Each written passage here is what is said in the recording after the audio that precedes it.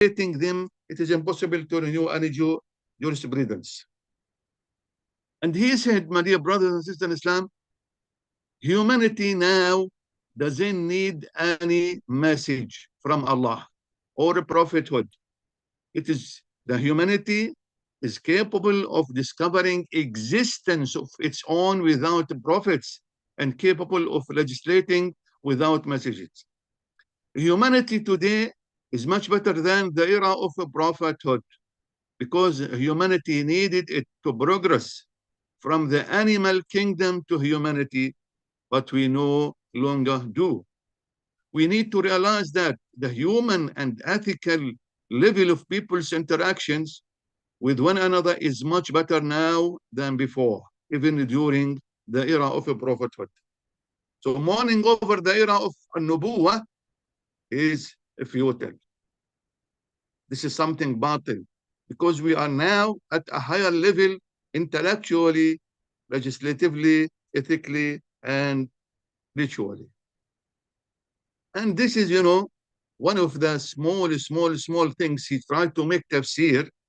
First, he didn't write a book of tafsir about the whole Quran. He just chose, some ayat and tried to give tafsir. When he tried, to make tafsirs, he just make it by his own mind. There is no basics of language or basics of what the Salaf Salih has been depending on for tafsir al-Quran bil-Quran or tafsir al-Quran bil-Sunnah or tafsir al-Quran by the saying of the Tabi'een and tafsir al-Quran by the saying of Tabi'een. Allah subhanahu wa ta'ala talking about one ayah ثم قست قلوبكم من بعد ذلك فهي كالحجارة أو أشد قسوة, talking about Bani Israel. Your hearts became hardened. What is the meaning? What did he say about the hearts became hardened? He said, you became close-minded in your thinking about after Musa. And when it comes to the kalimatullah or kalimatullah, he translated, interpreted this ayah or this kalimatullah into the sciences of physics, chemistry, geology, biology, and space. From where he got this tafsir, I have no idea. And he divided the Quran in his book, Al-Quran wal-Kitab al-Mu'asir, into 3 sections, although the Quran divided the Quran into 2 sections. Al-Kalam, al-Kitab, Ayatul Muhkamat, thumma Ayatul Mutashabihat. And he tried to give his own, perception about the Quran al-Karim. And one of his ideas about qawama, my dear brothers and sisters, qawama, he believes that qawama, male guardianship, can be possessed by the one who has good management, wisdom, and the ability to spend responsibly. However, he states that qawama is not limited to the husband and wife within the confines of the family as defined by jurists and interpreters, but it extends to the encompass work, commerce, industry, agriculture, administration, as well as education, upbringing, medicine, pharmacy, and sports. And one of his opinions regarding women's clothing, he argues that the thesis of this, the hijab, which is based on the temptation of women for men, has no legitimate or religious basis and doesn't even align with the logic. He criticized Islamic jurisprudence by saying the masculine spirit has been dominant in the historical human relationships of Islamic jurisprudence with women. And in fact, in its view of them, to the extent that Arab customs related to women has turned into religion. And, my dear brothers, this is my own judgment. This type of tafsir, in fact, this color of interpretation belongs to the atheistic interpretation. Okay? There is no relationship between this type of tafsir and the Sunni and Jama'ah tafsir. Okay? This tafsir relies on the writing of pious Orientalists, al-Mustashrikun, on theories of them and philosophies of the modern ignorant. One of the motives that led these astonished modernists to engage in this work is their influence by secular, okay, theories and materialistic philosophies brought by the modern Western civilization or by pious Orientalists they encountered. So this made them deny authentic hadith. A hadith sahiha has been denied because it is not on their, it's not adopted by their whims. Okay, so they have to deny too many hadith which is sahih in order to spread a very unreliable hadith, okay, which is agree with their whims. Now let's move a little bit about tafasir fi Asia al-Wusta, okay, Asia al-Wusta, the Middle Asia, okay. We have in the Middle Asia one big figure. His name is Al-Imam Sa'id al-Nursi, who was born in the year 1876 in the village of Nurs in Turkey. And he was born into a religious family with both parents being known in the village for their piety. It was then destined for him to become one of the prominent scholars of religious and social reform in the present age. His father's name is Mirza bin Ali bin Qadir. As for his mother, her name is Noria. Okay. And this man believed in the theory of Abdul Qahir al-Jilani because he used to study his theory, which is based on Nazm al-Quran, coherence. And this man, Abdul Qahir al-Jurjani, he studied also before the theory of al-Jahid in Nazm al-Quran. And also he studied al-I'jaz al-Qur'ani fi wa nadmihi by al-Wasiti.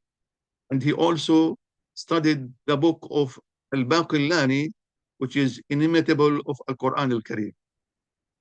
However, if you want to find a very distinguished scholar by these all, you can find al-Jurjani. Okay, he has a very special theory of coherence, which is based on the rules of grammar, formulating it without separating between wording and meaning. He concluded that eloquence lies not in individual words or mere meanings of words, but rather in the coherence of the entire discourse based on this. He defined coherence as words arranged in a particular word or order, with each word being connected to another for a specific reason. And one of the books, authored by Badi'u al-Zaman, Sa'id al-Nursi, إشارات الإعجاز في مظان الإيجاز, was edited by Ihsan al-Qasim al-Salihi and introduced by Muhsin Abdul Hamid. He also authored books called Al-Kulliyat, Kulliyat Rasail al-Nur, Rasail al-Nur, Rasail al-Nur, the collections of epistles of light, okay, and among them Nurani collections, إلى غير ذلك. And one of them Al-Kalimat, Al-Kalimat, the words, okay, the miracles of the Quran and in its structure indicated in his ideas. Intention in composing these miraculous indications is to interpret a group of symbols in the structure of the Quran al-Karim. And the objective of studying the structure was to establish 2 points. The first point, to prove the miracle of the Quran, and the second point, to delve into meanings of the Quranic verses and construct them in a detailed manner based on the intellectual foundation that lead to the manifestation of Islamic beliefs and how they connected to the realities of existence. And he says that the purposes of the Noble Quran emphasis on the fundamental objectives of the Noble Quran. In his ideas, in his views, the fundamental objectives of the Quran and its essential elements are four. Number one, monotheism, al-Tawheed.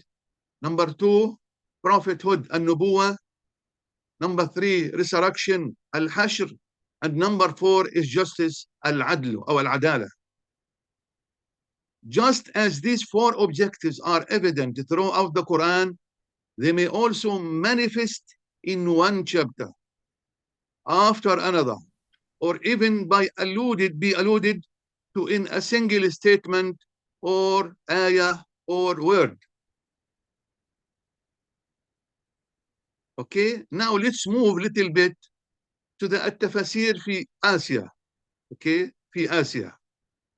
And let's talk a little bit about al-Mawdudi rahimahullah. Al-Mawdudi, born in a city of Aurangabad, okay, in the state of Hyderabad, India, and he came from a respected family known for their religious devotion, virtue, and knowledge, known as Al-Mawdudi family, named after Sheikh Qutbuddin Mawdudi Jishti, may Allah have mercy on him, the founder of the Jishti Sufi order in our Tariqah in India, who passed away in 527 AH. His father didn't enroll him in English schools and instead opted to educate him at home. His father served as his first teacher, and he was keen on providing him with a religious upbringing. As a result, he learned the Arabic language, the Quran, Hadith, and Islamic jurisprudence, and the Persian language. And you know, one of the most famous books has been authored by Al-Mawdudi. He authored more than 100 books. But I just want to tell you, there are famous works written by Al-Mawdudi. Number one, the four fundamental concepts in the Quran, al-Mustalahat al-Arba'a, the four fundamental concepts in the Quran. Number two, the veil, al-hijab, okay. Number three, the exegesis of Surah An-Nur, Tafsir Surah An-Nur. Number four, Islam and ignorance, al-Islamu wal-Jahiliyyah.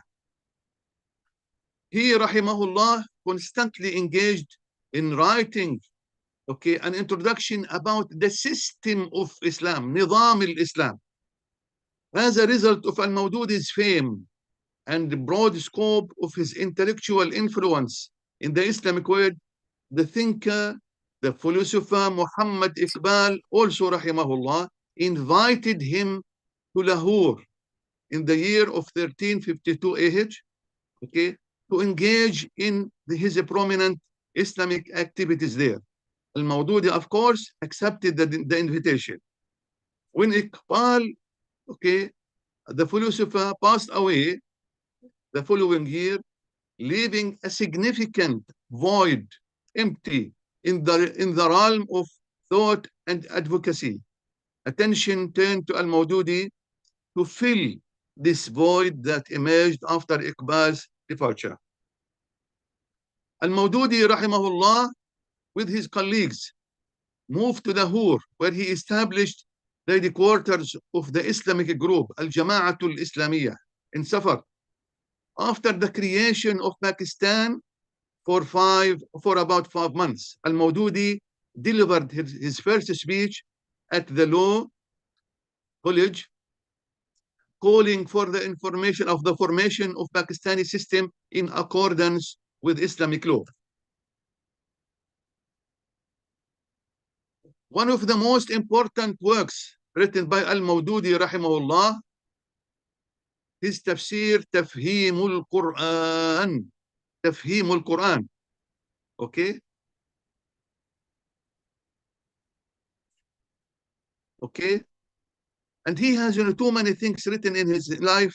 I just want to focus on okay, after he's passed away, after doing surgery, after undergoing surgery in New York, rahimahullah. Al-Mawdudi, okay, expressed some opinions that sparked controversy among scholars, especially regarding certain new issues he raised. Okay? This Tafhim al-Quran, named his translation of the Quran in Urdu, but when translated into English, it is titled The Meaning of the Quran al-Kareem, indicating the understanding and interpretation. What is the method adopted by Al-Imam al-Kabir al-Mawdudi rahimahullah?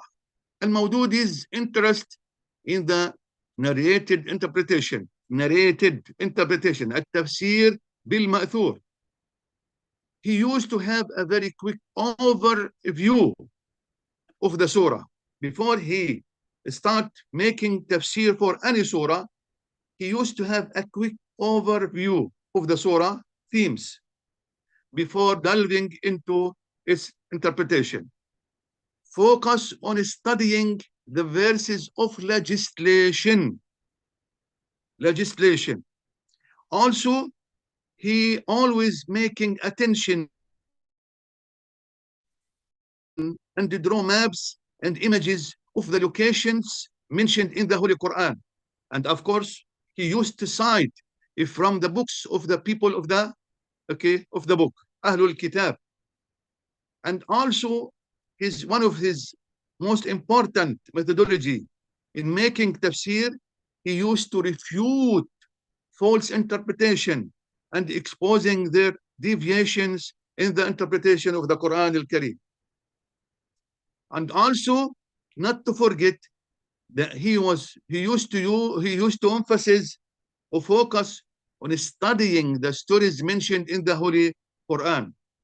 Okay? And he, of course, he used to emphasize the purpose of the story and highlighting the wisdom behind the repetition of the stories. For example, the repetition of Surah Qissat Adam, the repetition of story of Musa alayhi salam, okay, etc. And for Al-Mawdudi approach, okay, in studying the verses of legal rulings, he was interested in making scientific comparison among the different schools of jurisprudence and would weigh their arguments to adopt the strongest evidence. And he used also to reformulate Muslim priorities. Okay, and he used to talk in his tafsir about human rights, even democracy, development, environmental activism, and minorities. And he was focusing on ethics of Islam's conception of justice, and also focusing on jurisprudential debates. And Al-Mawdudi's also intervention informs the practice, okay, of solidarity with youth movements. Okay, so this is the one idea about Maulana Abu al-A'la al-Mawdudi rahimahullah. Okay, I just want to go fast because we have no time. Okay, and he is not fanatic at all, despite following the Madhab Hanafi school of thought. In his approach, he didn't even exhibit bias towards the Hanafi school, and at times he would criticize it in light of the Quran and Sunnah and rational evidence. Occasionally, okay, he would lean towards the Shafi'i school, particularly in the matter of threats, ikrah, for a person involved in a crime or adultery. Okay, now I just want to give you an idea about the tafsir from Andalus. okay, from Andalus, and mainly talking about the tafsir of Abdul Hamid bin Badis, and the tafsir min majalis al-dhikr. This man, professor, okay, in tafsir, scholar, Moroccan scholar, okay, spanning across the lands of Andalusia, have been able to contribute to various arts, sciences, branches of knowledge and cultures over extended periods of time. From literature to poetry, language to grammar, music to theology, interpretation to jurisprudence, fundamental to medicine, wisdom, philosophy, and more. Their contributions have left a strong imprint on the civilizational and the humanistic aspects which history continues to testify to this day. Okay? Interpretive approaches versus interpretive methodology. These interpretive approaches reflect the beliefs and backgrounds of the culture and creed that the interpreter represents behind the book of Allah subhanahu wa ta'ala. Thus, the difference between interpretive methodologies and approaches lies in the fact that methodologies are the sources and references from which the interpreter derives their information, while approaches are the conviction that the interpreter holds and the ultimate goal they seek to serve with this conviction. Who is Abdul Hamid bin Badis? His name is Abdul Hamid bin Muhammad Mustafa ibn Makki Badis, known as Abul Futuh. He was born in the city of Constantine, okay, on the 11th day of Dhul Qa'dah in the year 130 AD. He hailed from a wealthy and ancient, Sanhaja Barbar, okay, family that held power and authority during the 4th century.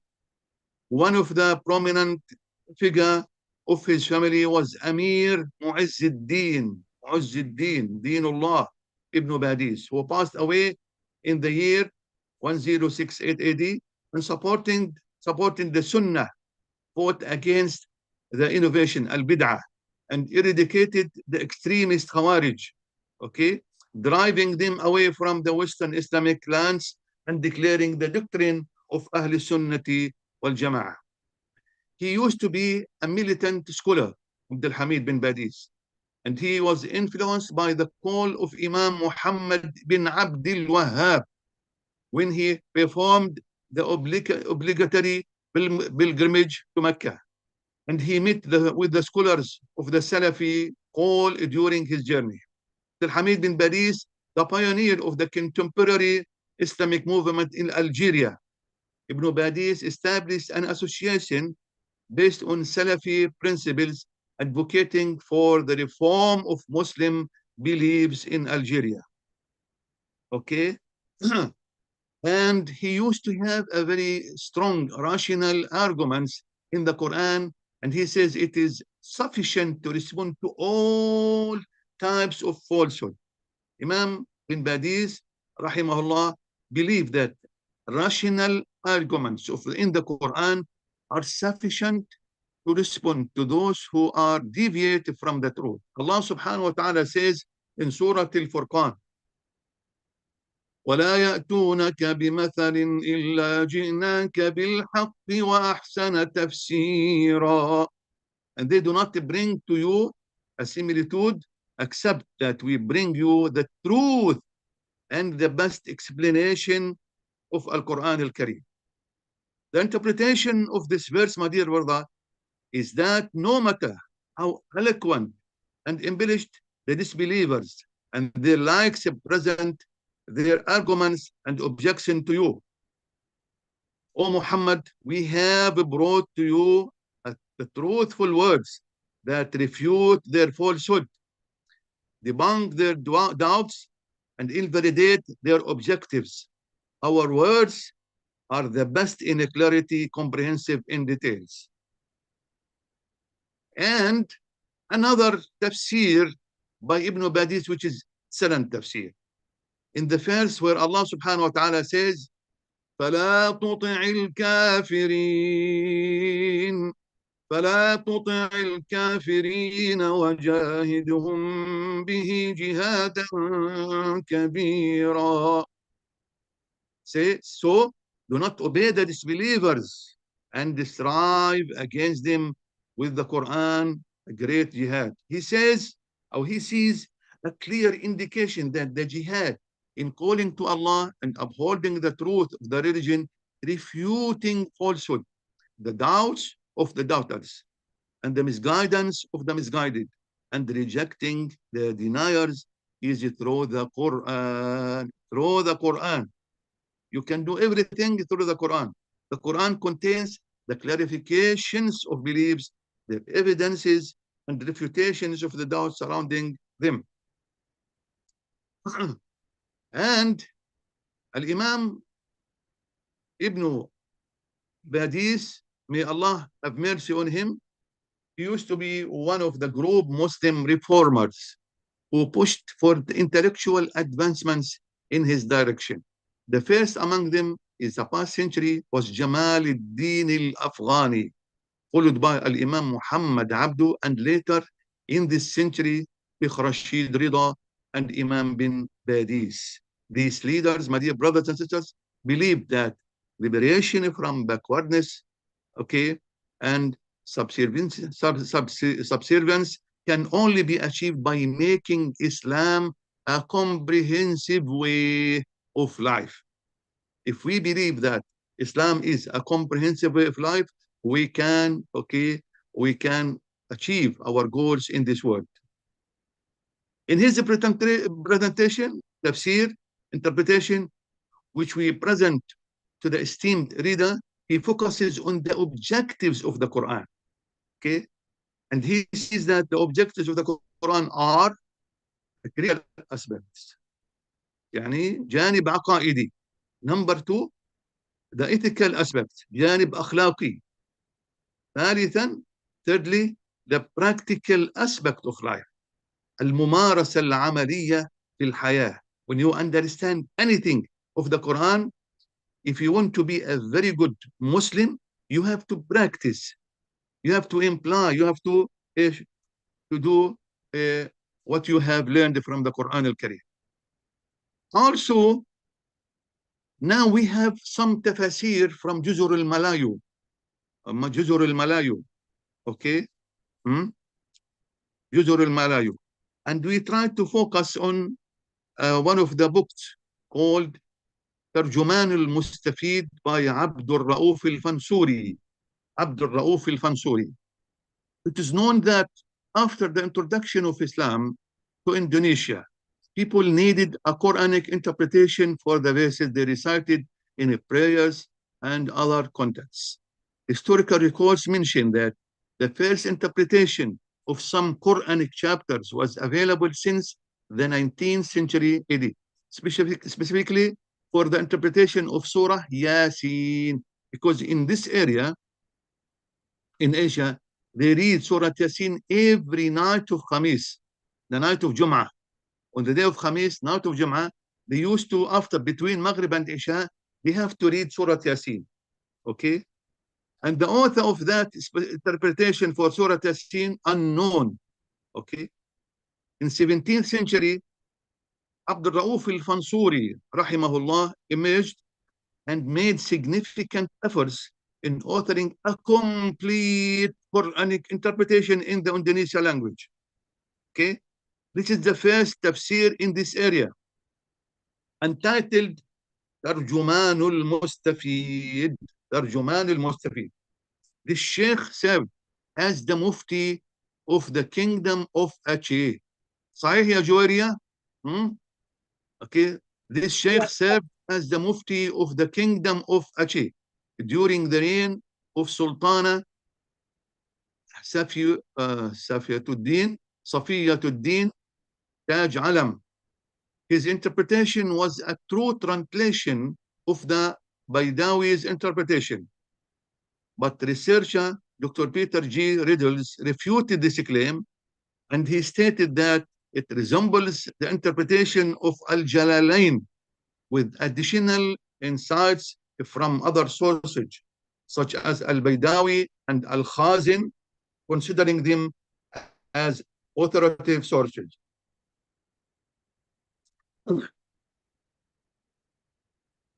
So the book of Al-Fansuri was the first complete interpretation in the land of the Malay Peninsula. For this region, okay, considered as the first complete interpretation in the land of the Malay, okay, Peninsula. In the 19th century, Sheikh Muhammad Nawawi presented his well-known interpretation called Tafsir al-Munir lil-Muallim al-Tanzil, the Ma'lam al-Tanzil, okay, which is considered a comprehensive type of interpretation. At the same time, it is classified as an opinion-based interpretation due to the abundance of his personal and intellectual statement. Then another tafsir after that, then came Tafsir al-Furqan by the exegete Ahmad al-Hasan, al-Mufassir Ahmad al-Hasan. Okay, as we know, the Tafsir al-Furqan al-Hakim, Tafsir al-Qur'an al-Hakim by Mahmud Yunus. Both of these interpretations belong to the comprehensive type of the interpretation.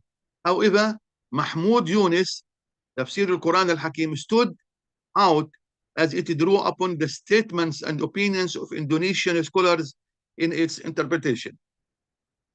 Then came the Tafsir al-Faid al-Rahman by Sheikh Muhammad Salih bin Umar Samarni, which is considered an indicative interpretation, Tafsir Ishari, okay, due to the abundance of Sufi elements in it. In 19th century AD, there was also the Tafsir al-Majid, Majid al-Nur, by Muhammad Hasbi Siddiqi, the Tafsir al-Azhar after that, Tafsir Hamka, okay, by Imam al-Sheikh al-Kabir, Tafsir al-Azhar by Haji Abdul Karim Amrullah, which is in abbreviative called Hamka, and the Tafsir al-Misbah. The Tafsir al-Misbah, written by a very good scholar. His name is Muhammad Quraish Shihab, and he is still alive until now. طال الله عمره وبارك فيه سبحانه وتعالى. So Al-Fansuri rahimahullah adopted an analytical approach. He used to follow, like, you know, Tabari, like Al-Qurtubi, like Fakhruddin al-Razi. He used to have the tafsir from the first ayah, going to second ayah, first surah, going to the second surah. He didn't select the surahs, he didn't select the ayahs and make them tafsir. So his adopted tafsir approach is analytical. And analytical tafsir, you have, when you make tafsir for analytical ayah, you have to have all the aspects of tafsir: linguistic, okay, balagha, tafsir al-Quran bil-Quran, tafsir al-Quran bil-Hadith, tafsir al-Quran bi-aqwal al-Tabi'in, tafsir al-Quran by the saying of the atba' al-Tabi'in, the followers. And this approach is evident in his, you know, sequential explanation of the verse and exploration of its content from various aspects. He delved into explaining the meanings of individual words and the circumstances of revelation, asbab al-nuzul, abrogating and abrogated verses, al-nasikh wal-mansukh, and the connection between different verses. This is called ilm al-munasabat. رابط بين الآية والآية وبين السورة والسورة, the connection between the different verses. Al-Fansuri wrote his interpretation while serving as the mufti of the kingdom of Aceh under the leadership of 4 sultans. However, he didn't delve into political ideas and principles in his interpretation. وبالله التوفيق والهداية والسلام عليكم ورحمة الله تعالى وبركاته. وبارك فيكم. May Allah bless you all. Thank you so much. I really appreciate your listening. And I hope you can benefit from the things I have, delivered to you. May Allah bless you all. شكرا جزيلا لكم. شكرا أستاذ. شكرا جزيلا على مناقشة هذا. Thank you very much, Ustaz. And we are really sorry for today. Our It's okay, link it's okay. problem. Very, very, very okay. We are a human being, sister. No problem. Don't worry. And Ustaz, this is maybe we have asked you to recite the dua, but then this not yet finished. We have another lecturers. It's okay, then, inshallah. This is the last you class. You can read the dua, sister. Yeah. You are my student. You have to know how to read the dua, inshallah. Don't worry. And Ustaz, because we are the last class today, so you have any comment or any what we call? You asked me to write a question for the students, right? Yeah. Because inshallah, we will upload the question to the Google in the Google form, so that student can answer, inshallah. Okay, so you want me to write the questions without answer or with answer also? Without answer, of course. Yeah. And thank you so much, Ustaz. Inshallah, we will meet you again in the future, inshallah. Inshallah. May Allah bless you. Thank you so much. Assalamu alaikum wa rahmatullah. Waalaikumsalam warahmatullahi wabarakatuh. And to all our participants, inshallah, we will continue with Ustazah Rauda on her topics.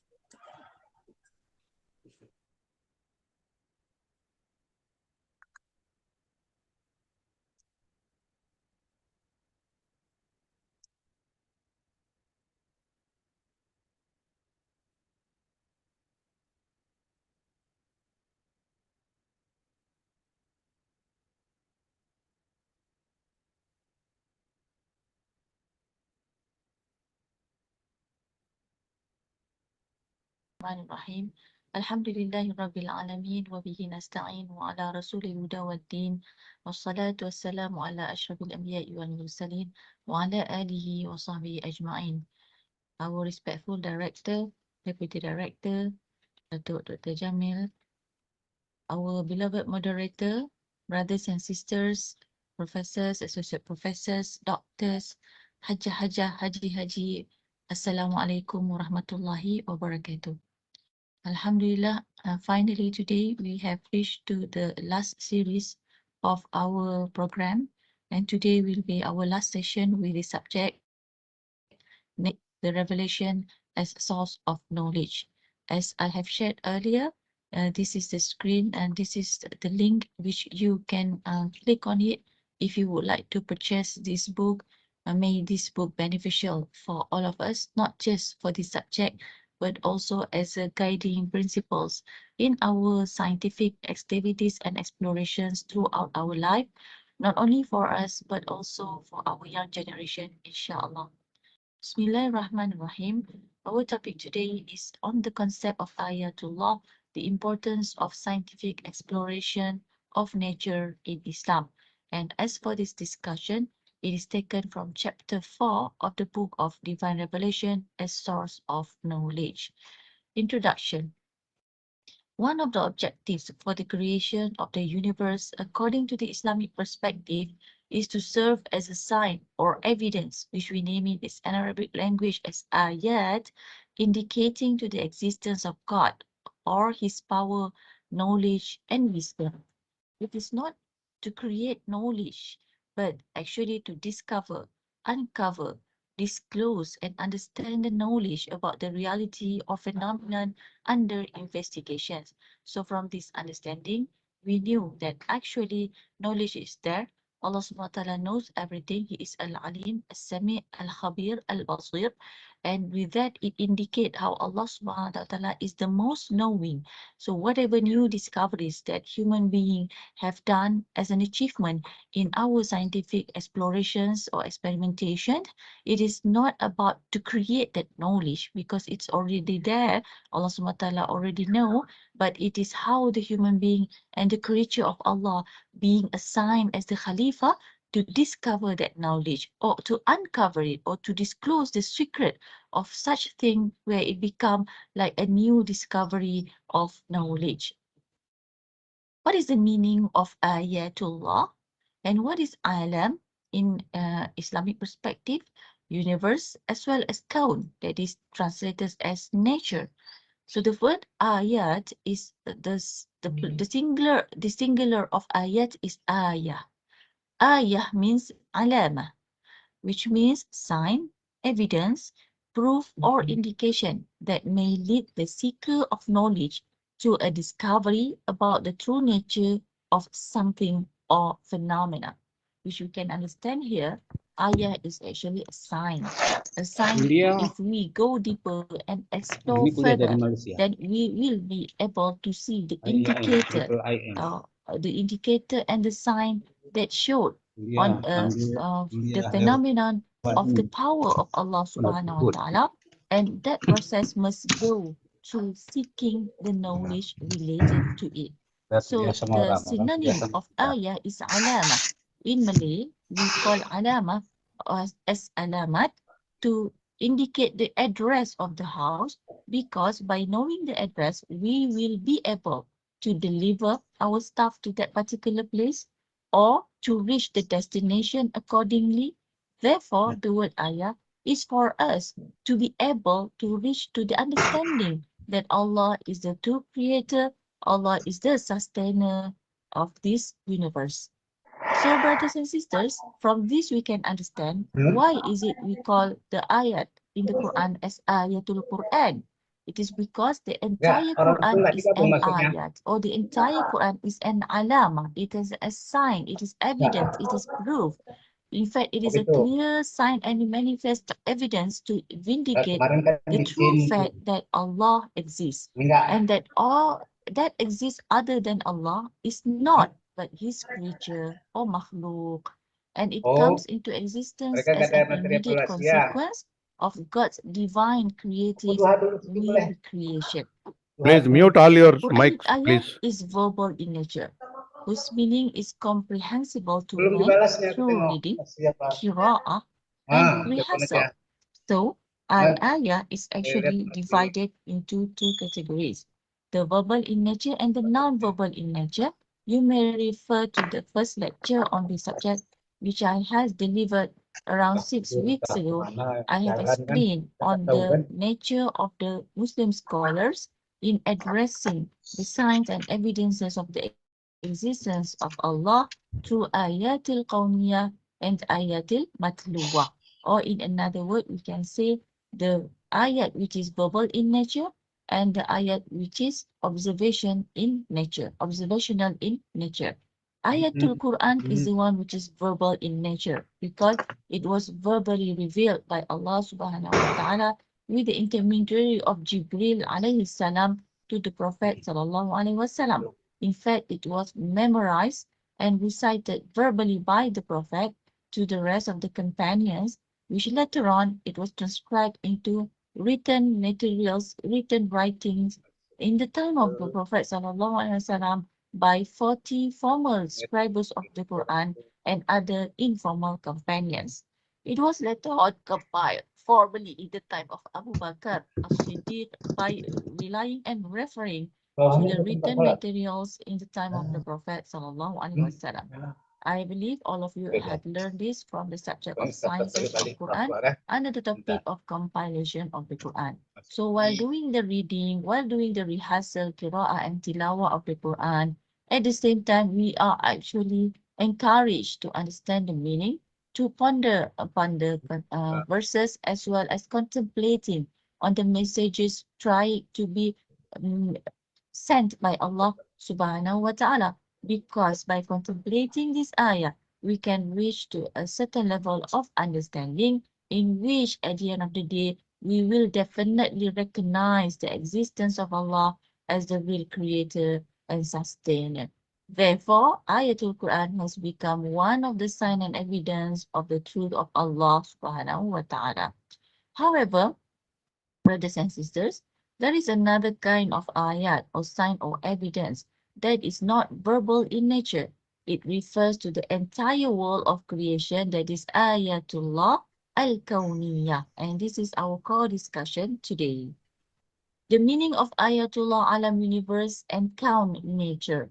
Apart from ayatullah, the signs of Allah, alam or the world, and makhluqat, the creatures. Another relevant term commonly used by Muslim scholars in reference to the world of creation is al-kaun, which is today freely translated as nature. The translation is somehow misleading because nature in the Greek conception of universe is in itself a well-ordered reality and self-subsisting. The generic meaning of kaun in Arabic simply implies anything or being that has come into existence as a consequence of the process of creation determined by the will of the maker, Allah.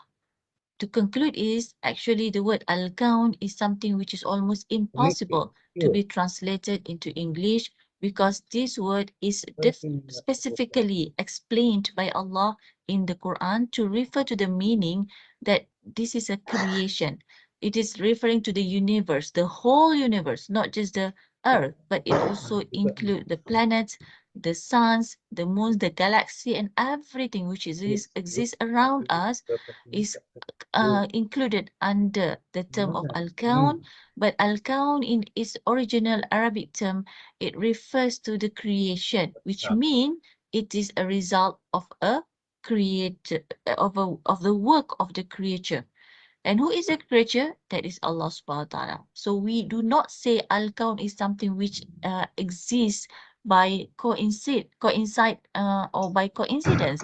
It is something which is well planned by Allah subhanahu wa ta'ala. That is the word al-kaun, which they translated as nature. But if you check and if you refer to the meaning of the word of nature, it indicates something which exists there by itself. There is nothing which order it, which control it, which manage it, but it is something which is by itself sustaining, by itself establishing and producing its next generations, etc.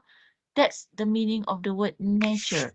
So, brothers and sisters, sometimes when we have difficulties to translate this meaning, then people tend to say it al-kaun as nature, but don't forget, in our belief, we have to add on further explanation that this nature is not naturally there, but it is there as a result of the creation of Allah. Why do we believe in this?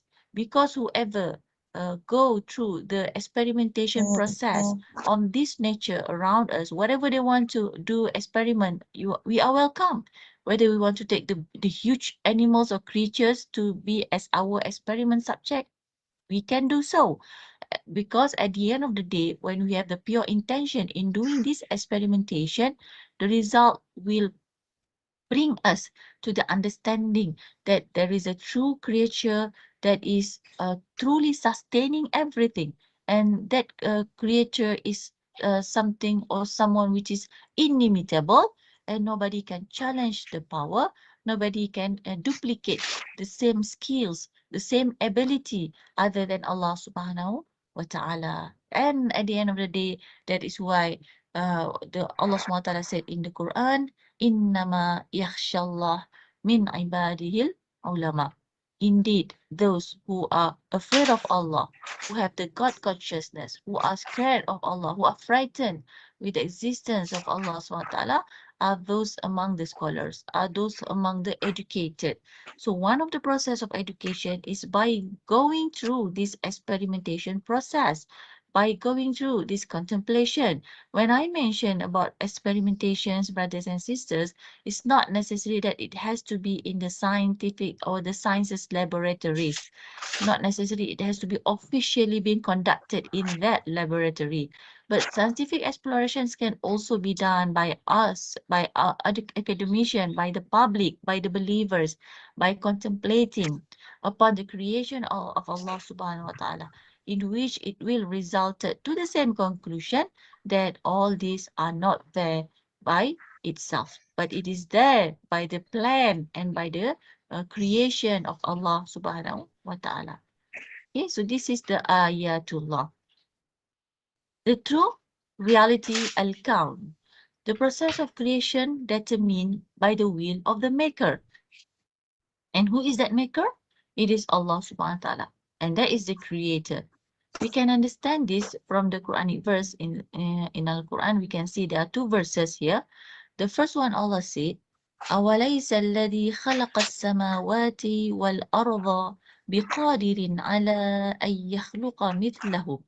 Can the one who created the heavens and the earth not easily resurrect these deniers? Because there were a group of deniers who deny on the fact that Allah subhanahu wa ta'ala will resurrect them in the hereafter. They even will be resurrected in the barzakh life immediately upon their death, being buried under the grave. They will be resurrected by Allah, will be questions on their belief and on their aqidah. So on this fact, there are people who keep on denying this. Even nowadays, even during our modern time, we can still hear some people who are kind of not believing or disbelieving on the existence of such life, by comparing to the experience of not seeing or not having any empirical evidences of those who already passed away and being engraved in the under the ground can wake up and then can continue their life or can communicate with us based on their experience and observation, of course with limited knowledge, because in this aspect, when people are denying on the information and knowledge being explained in the Quran about the existence of the barzakh life, about the resurrection in the doomsday, after the doomsday, that is Yawmul Mahshar, on the day of the court in front of Allah. And then also on the process of going to the heaven or being thrown into the hellfire, there are people who actually are kind of denying it. Some of them truly deny it clearly by disbelieving on those existence and focusing only on this world, and we are referring to the atheism. Secondly, those who deny on the existence of punishment in the hereafter, as long as you bring with you some of your wealth, some of the properties together with you in the grave, so that it can ensure a happy life in the afterlife. Or the other groups who truly believe on the existence of the afterlife, and they are divided into two. The first one, who really care and concerned about their preparation in this world, therefore they will always try their best, struggle and strive to always perform the ibadah to ensure that Allah SWT is always blessed, having Allah SWT is always showering them with His blessings. Therefore, they can ensure that they will be forgiven by Allah and will be put into the heaven, in the Jannah, in the hereafter. But then there are also the existence of another group who believes in the existence of the hereafter, but didn't want to struggle or put some struggles, but always fail to be istiqamah, always fail to maintain steadfast and always follow the desires, whatever they've been whispered by their desires or the satanic whispers, influences, deception, they will easily follow it because it bring them a temporary satisfaction. So the second category are those who will receive a very difficult situation of judgment in the hereafter. So Allah SWT is trying to remind some group of people who were questioning about the existence of the hereafter through this ayah. Okay, through this ayah, by asking them to contemplate on the creation of Allah on this earth and the heavens, and the heavens is mentioned here in plural manner.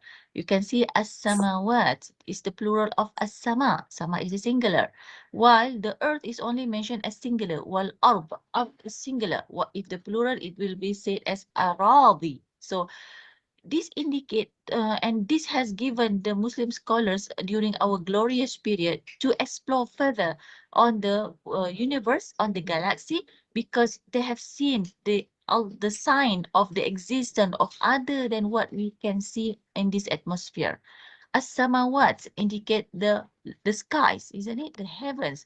So they have done scientific explorations to go further, yeah, to the astronomy knowledge. That's why Al-Quran, as we mentioned earlier, is the book of knowledge because it provides us all the foundation of that knowledge. So if a person is contemplating on the great creation of this galaxy, of these planets around the world, around the earth, and then they observe this earth itself, if Allah SWT can make something out of nothing, so why can't Allah resurrect them from something which is a dead body in the grave to another new life in the barzakh life?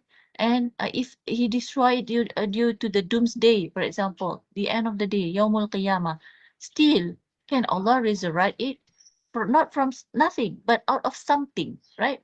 That is the dead body, the soul which has been put in the situation of either it is awake and having some pleasures from Raudlotul min Riyadil Jannah in the barzakh life, or another group of people are being put sleep throughout their barzakh life, not experiencing anything due to their limited good deeds that they have performed on this earth, and they will be resurrected in the hereafter. Or the third group, those who will receive severe punishment or small punishment throughout their barzakh life as a result of the wrongdoing they had committed in this world until the doomsday. So a person who contemplate this scientifically, rationally, logically, they will not be able to deny the fact that if Allah can create something which is so outstanding that we can see with our bare eyes, with our five senses, we can observe it throughout this creation, why can't Allah resurrect us out of something which He already created, but He made us die? He destroyed the body, but He can always reassemble it and resurrect it. Bala wa huwa al-khalaqul alim. Yes, He can, for He is the master creator, all knowing. Okay, so upon contemplation, scientific exploration, you can see, right? Actually, it will come to this kind of result.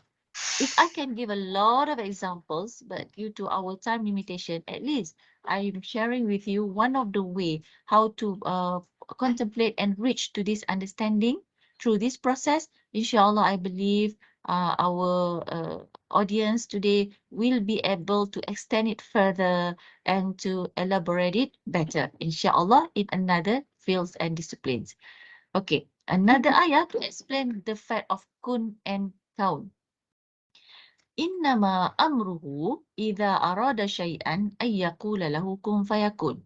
All it takes when Allah SWT is willing something to be is simply by saying be and it's be. So this is the word, the origin of al-kaun. Kun. Kun is the fi'al amr, is the command, is the verbal command of Allah. When He wants something to happen, He will just say kun. And when He say kun, then it will be. Fayakunu. Fa means then, yakunu will be. It will be. It's a present tense. So as simple as that. Upon his decision to create something, he can make it. So it's as simple as resurrecting something which already died, then it is always can be done, yeah, by Allah subhanahu wa ta'ala. And this can reach to that conclusion through the process of scientific exploration. Now, we would like to understand on the reality of haqiqah that is mentioned in the Quran, that Allah subhanahu wa ta'ala is the one who knows the haqiqah to shay, and whatever He created on this earth, if we study it properly, following the proper methodology and investigations, we will reach to this haqiqah. And when we discover the haqiqah, it will always similar to what has been mentioned in the divine revelation. Ibn Abbas have looked at the world of creation, nature or cosmos, and all things or beings that exist in it as none but Allah's creatures. Reality or haqiqah, according to Muslim scholars, is divided into two kinds. The first one is the transcendent reality of God, that is Al-Khaliq, who is the creator, who is the sustainer, the ruler, the ultimate source of authority. And the second reality or haqiqah on this universe is the natural reality of the creation, or al-Makhluq, whose nature is temporary, transient, and whose existence is mawjud, dependent to Allah subhanahu wa ta'ala, the God, in which we can see that everything that exists around us will always temporary, will always destroy, damage, corrupted, or broken, right? Nothing is immortal. Even the strongest item that we can see on this earth, maybe some of you will say it's iron, right? Iron can be seen as the strongest item creature being created by Allah SWT on this earth. It's created by Allah, isn't it? Because human being cannot even create something similar to iron, despite our advanced technology. And we all rely on the iron that is supplied, provided by Allah from the sky, that fall on this earth. So it is truly a creation of Allah subhanahu wa ta'ala. Even the strongest creation of Allah, which is iron, still it is temporary, right? It can have carrot, right? It can be exposed to some kinds of dysfunction when some part of it is being damaged, means that as strong as iron, it is still exposed to the nature of temporary or transient, which this is an evidence how Allah wants to show us that haqiqat shay, the reality of this life, is only about the existence of al-Khaliq, that is Him, Allah, and the makhluk, which is always immortal. Nothing is mortal on this earth except Allah subhanahu wa ta'ala alone. Then we understood, we conclude that there is al-Khaliq and there is al-Makhluk. And we need to understand the concept of al-Khaliq and al-Makhluk as two realities that is remain forever separable. It will never be united, brothers and sisters. The Quran has never conceived of them as being monophasic, or united into one, or constituted one single realm of existence in the Greek sense of wahdatul wujud, or unity of existence. This is the philosophical approach of understanding the God from the Greek philosophy, which has been discussed throughout the centuries, and it has some influences into our discipline, but our scholars has managed to scrutinize between the unity of existence, which is directed to the shirk, to the polytheism, and the one which is in line with the monotheism. However, to say that the physical or the entity of God is united into the entity of any of this creature, whether it is human being or other than human being, it is always impossible, because these are two different reality. These are two different entities. Al-Khaliq is one entity and Al-Makhluk is the rest of the entity that exists on this world, and this is the haqiqah. In the view of Muslim Sufis masters, unity of existence does not imply unity of being or a state of union between two or many beings in the sense of the Christian or Hindu conception of the reincarnation of God into man. I believe all of us are familiar with the term of reincarnation. We used to have milk called carnation, if I'm not mistaken. Okay, well, this nothing have to do with that milk, but the reincarnation theory is when the God exists into the human's body, isn't it? He merged himself in the appearance of human body from generation to generation in the belief of some of the Hinduism and Christianity. However, we are not referring to this in the Sufism.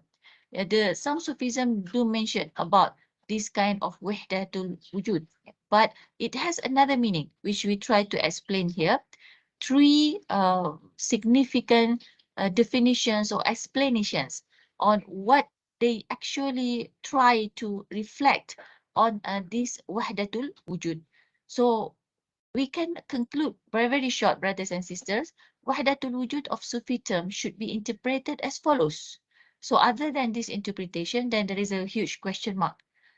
Are they considered as a correct interpretation or correct teaching, or is it considered as a deviant one?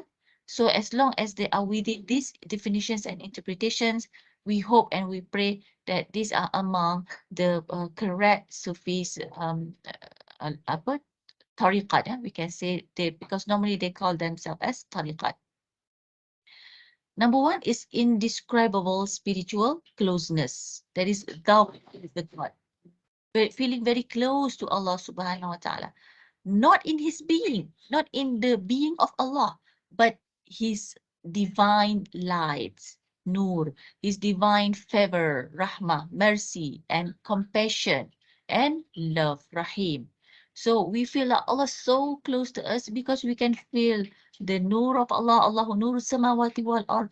We can feel his love, we can feel his rahmah, we can feel his rahim.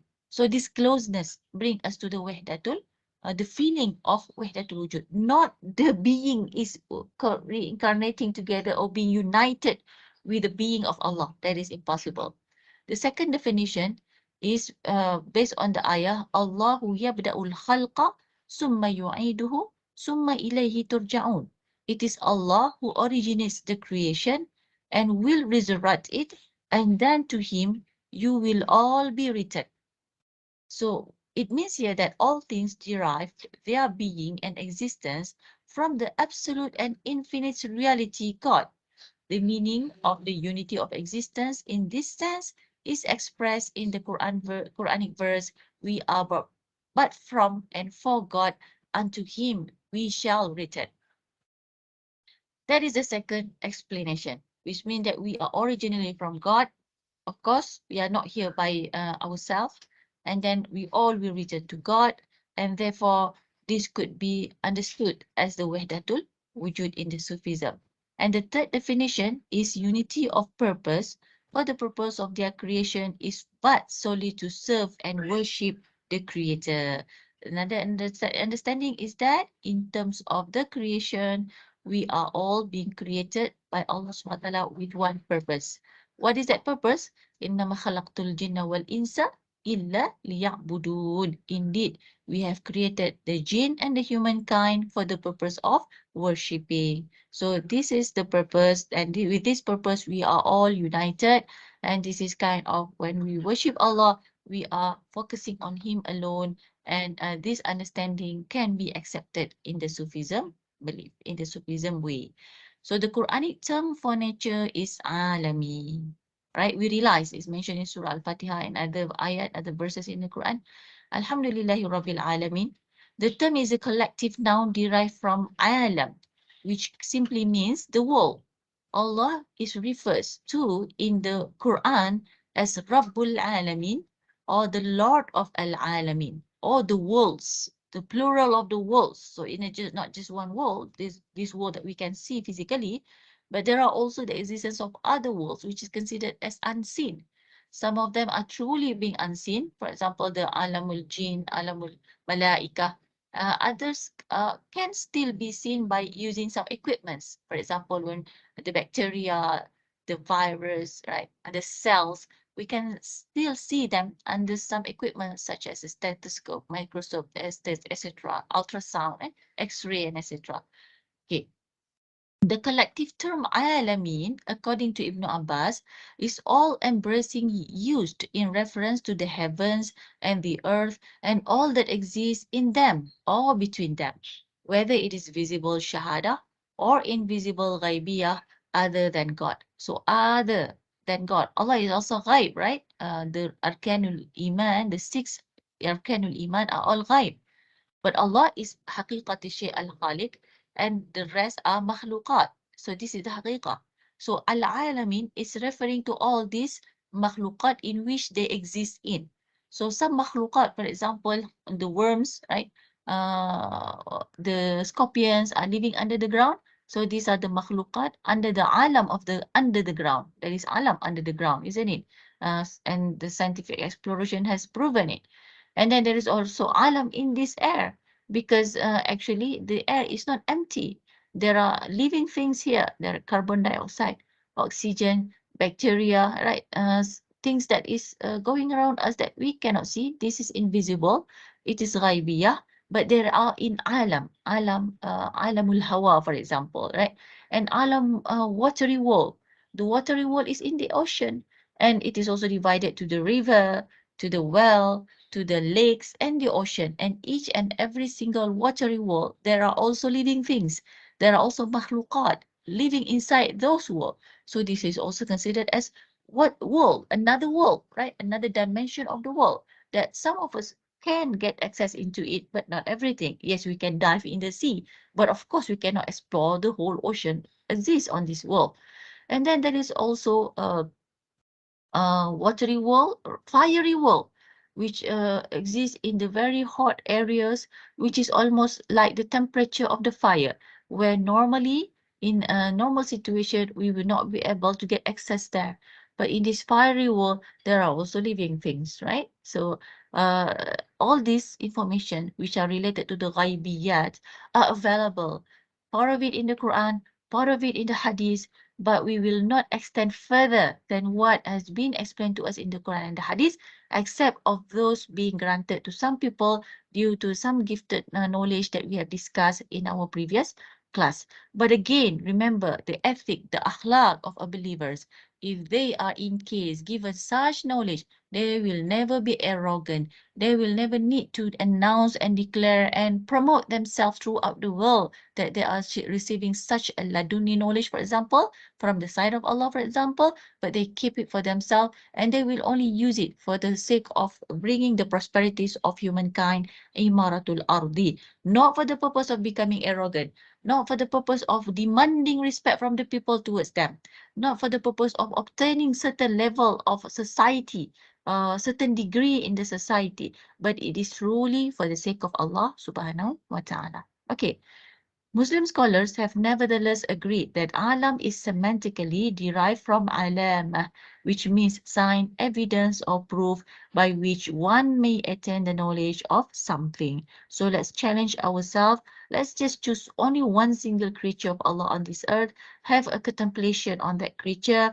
At the end of the day, you will definitely find the sign and evidence, the proof of the existence of Allah as a true creature. So that creature, it will not exist there by itself, but it has been created by a creator, that creator is the most significant one, Allah subhanahu wa ta'ala. The natural signs of Allah, or ayatullah, is divided into two categories.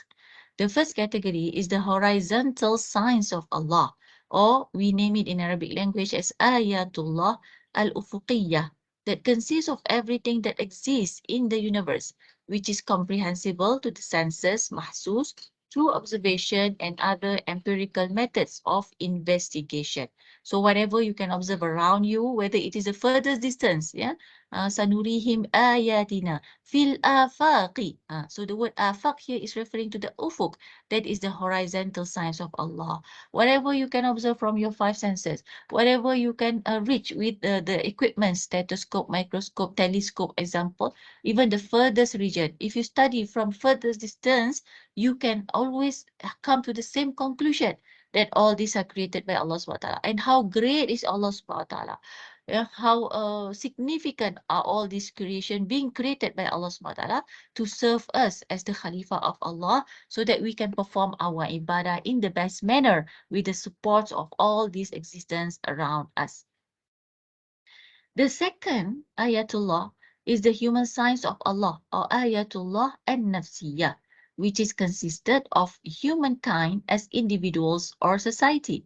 This includes psychological, cultural, historical, and civilizational dimensions.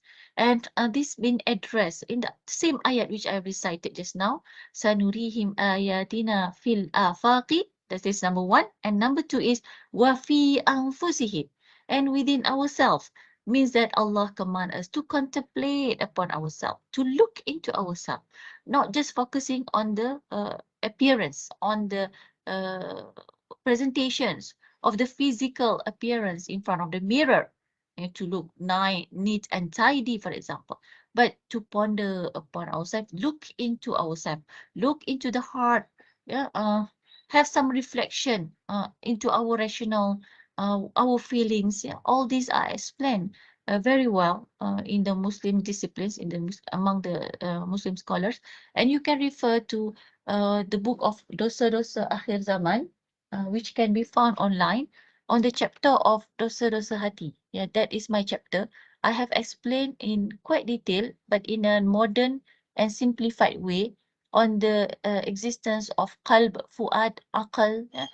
I remember one person asked me that question to go deeper into that knowledge. If you are a Malay speaker, you can refer to this book. It's available on Shopee and it's also available in Ustazah Asma Harun Gallery.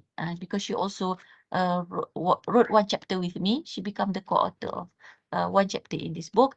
You can refer and understand further in that topic so that we can contemplate ourselves, ponder and have some understanding at which level are we now in terms of our rational, in terms of our belief, in terms of our akhlaq internally and externally.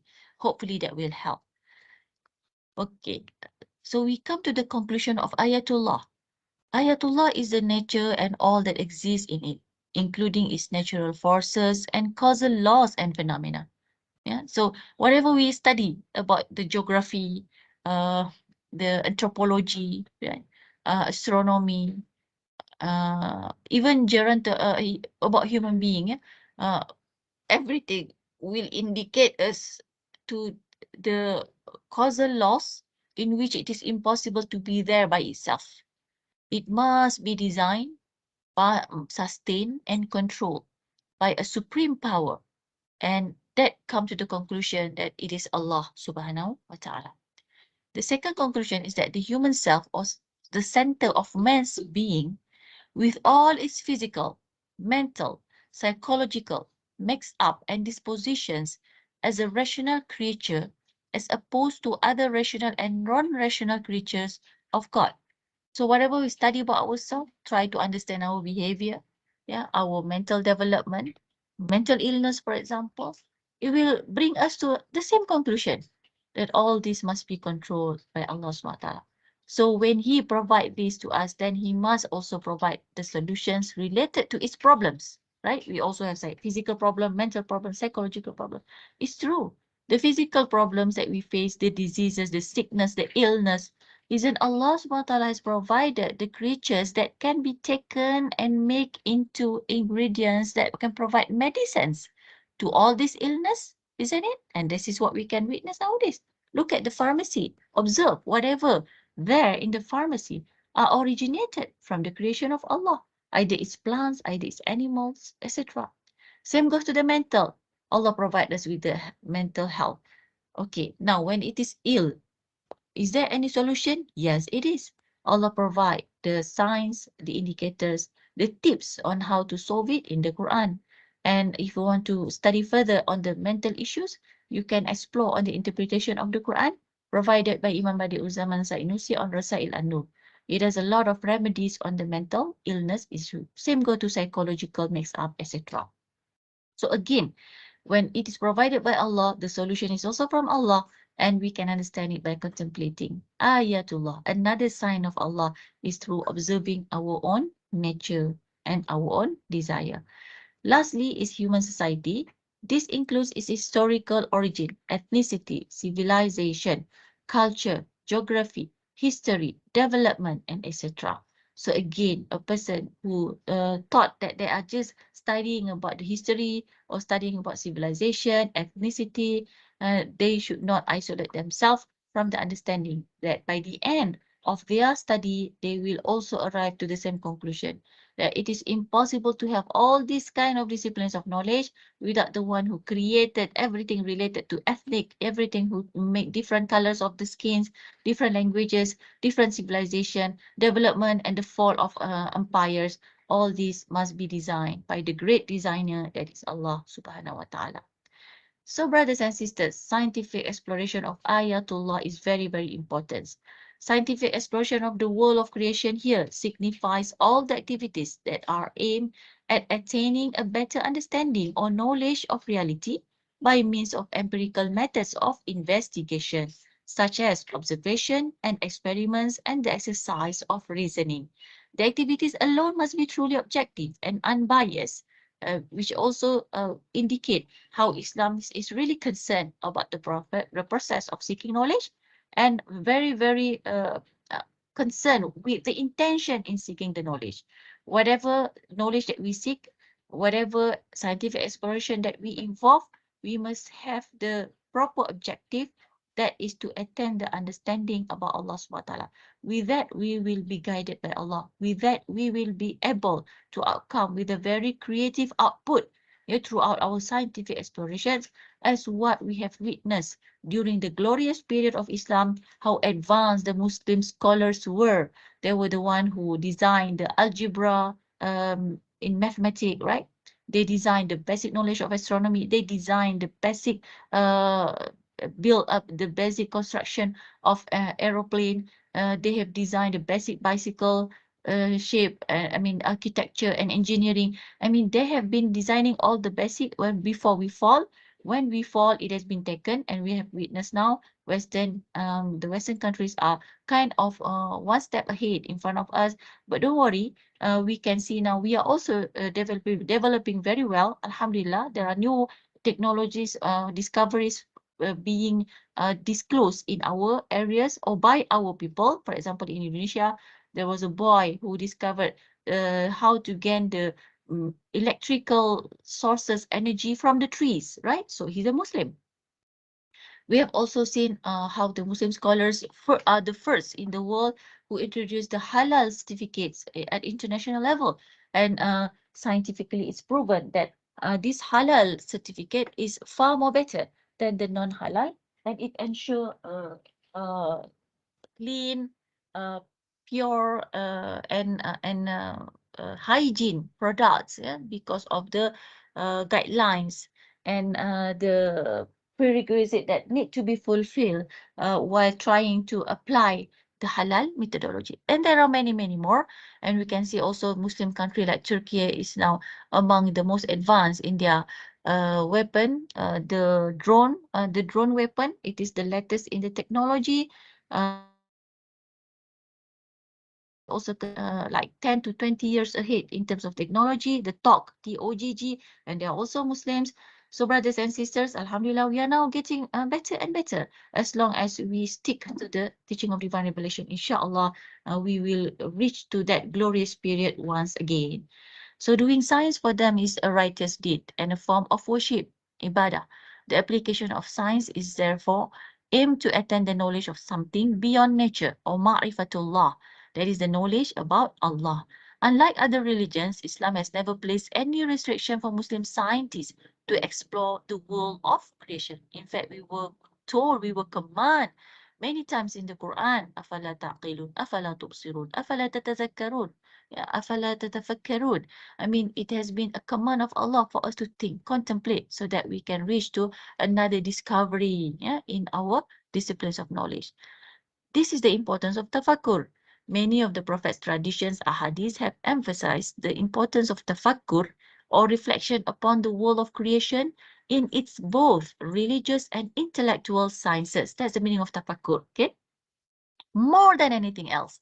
This consider it even greater in spiritual virtue in the sight of Allah than to saying 100 rakaat for recommended prayers, but not having the process of reflection. So tafakkur towards the end, when you reach the level of understanding, when you reach the level of praising Allah, Alhamdulillah, Ya Allah, for this beautiful creation. Allahu Akbar, how great is you, Ya Allah, out of this great creation. Or maybe we can say Subhanallah, praise be to Allah, glory be to Allah.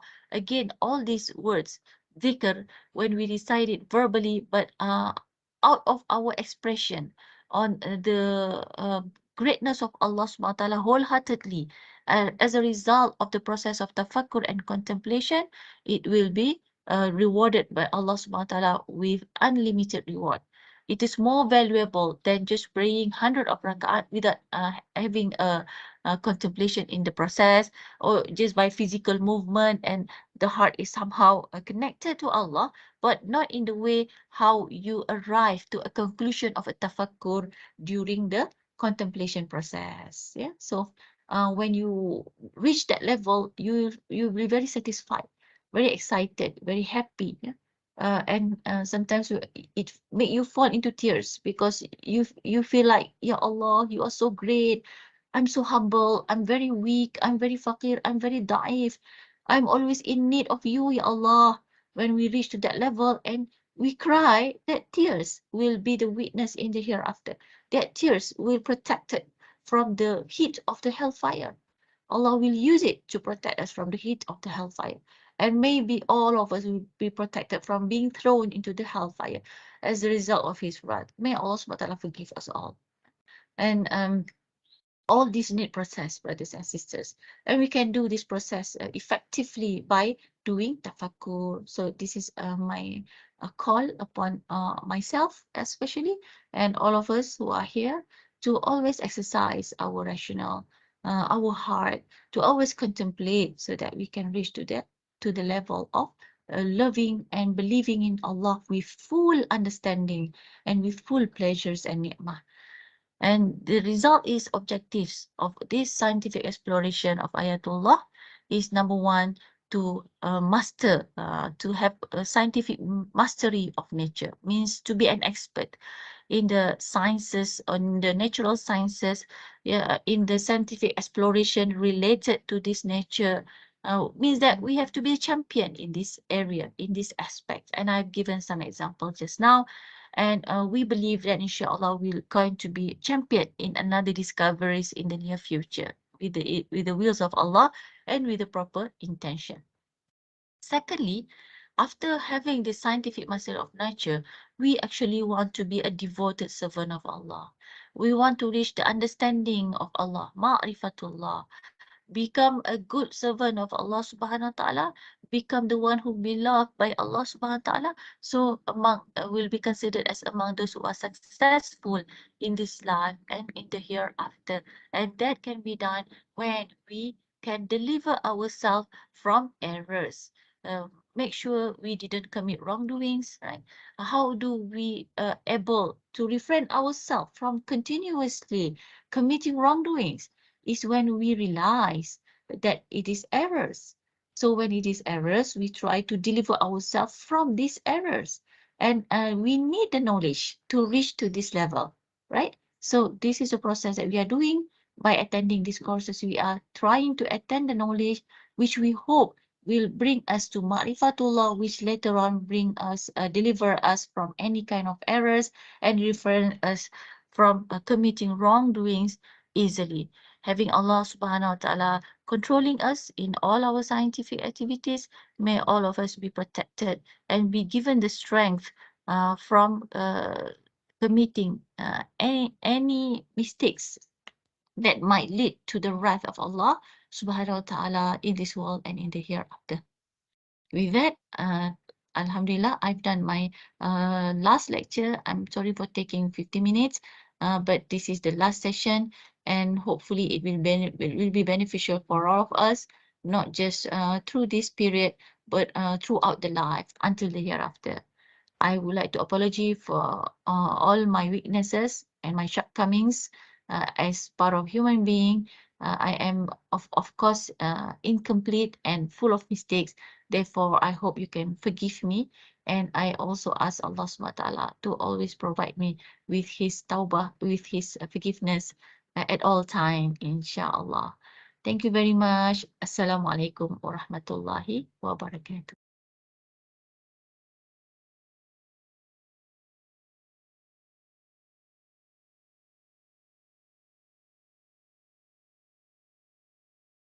Thank you very much, Ustazah. And Alhamdulillah, may Allah bless you and grant you with the Jannatul Firdaus. Thank you for your sharing knowledge today. I hope all the participants can grab from her knowledge. Thank you very much. And now we have 10 minute, 15 minute to break. We will come back at 11. Thank you.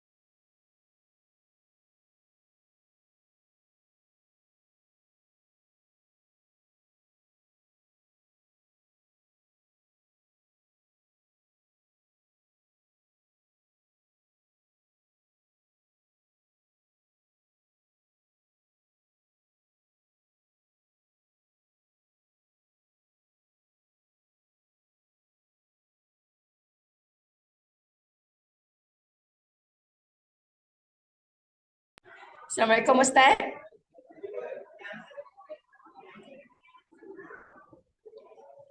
Ustaz. Assalamualaikum. Can you hear me? Yes, Ustaz. We hear you.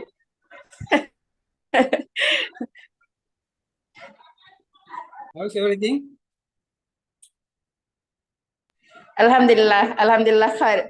But in this morning we have a little bit problem with the link. Oh, So you can get different link. yes, we have doesn't know what happened, but usually it doesn't happen like this. They said the passcode or the link is invalid, but then we still use it. Inshallah. Okay. So that is the Yeah. normally that is obstacles we face when we have classes online. Right.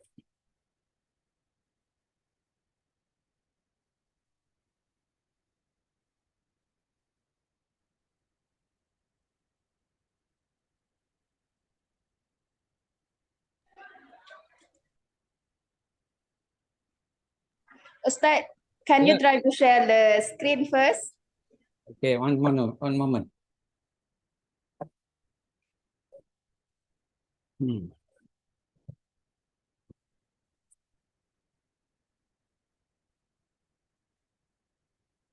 Okay, just 1 second. Bismillahirrahmanirrahim.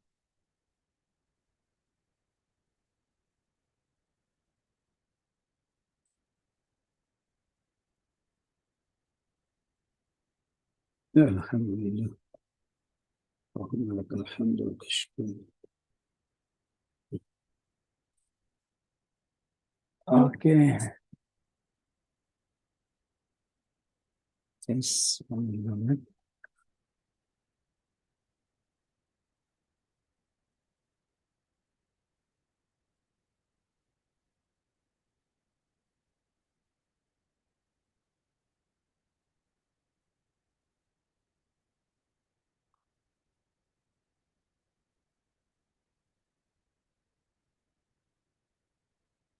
Can you see the screen now? Not yet appear, Ustaz. Not appear. Okay, just 1 moment. Okay, let me make it now. Is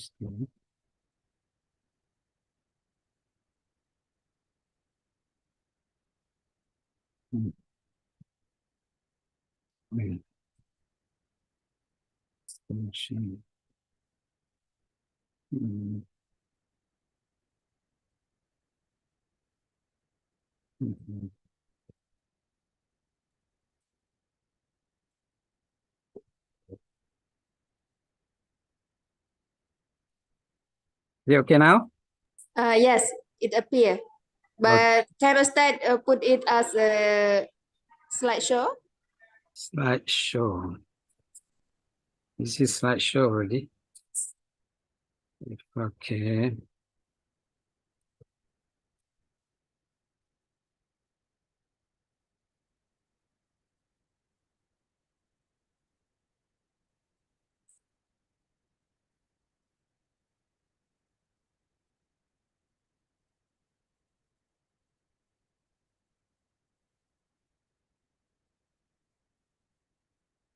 You okay now?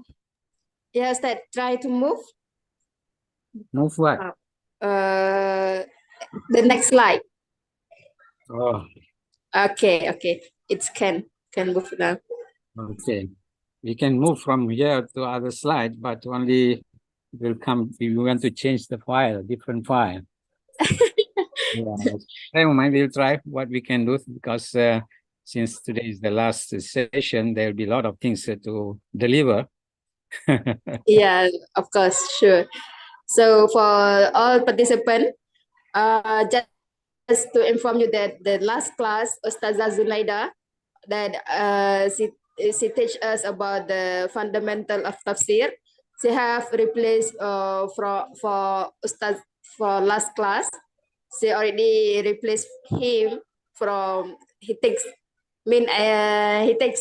her. She teach Ustaz Habeeb session. MashaAllah. To talk also difficult. Okay, and today, inshallah, Ustaz will take her session. Ustaz will teach from 11 until 12:30, inshallah, to complete the session. So we will learn with him from the topics, for the topics fundamental of Hadith commentary. Falyatafaddal ma'jurah Ustaz. Jazakillahi khairan. Barakallahu fiqh. Wa a'anakillah. Okay, Bismillahirrahmanirrahim. Alhamdulillahi Rabbil Alamin. Assalatu wassalamu ala ashrafil anbiya'i wal mursalin. Wa ala alihi wa sahbihi ajma'in.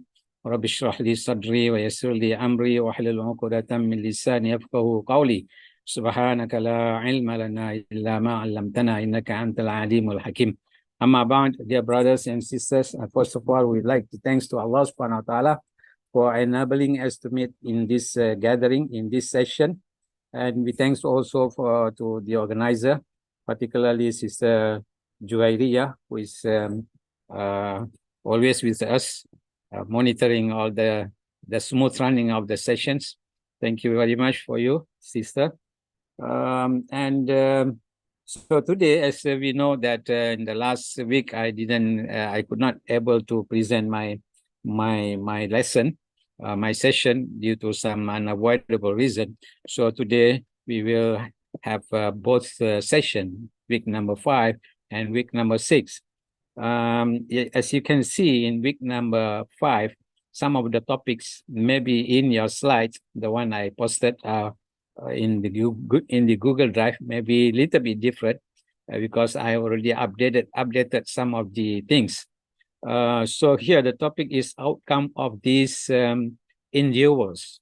As we mentioned in the last class, of course, the three first session can be considered as a kind of brainstorming or a kind of introduction to this course that is a fundamental of fundamentals for the commentary of Hadith, which is a new subject in our educational system, which is very important, even though in the past we have such kind of things, but it is not directly or it is not clearly as an independent subject.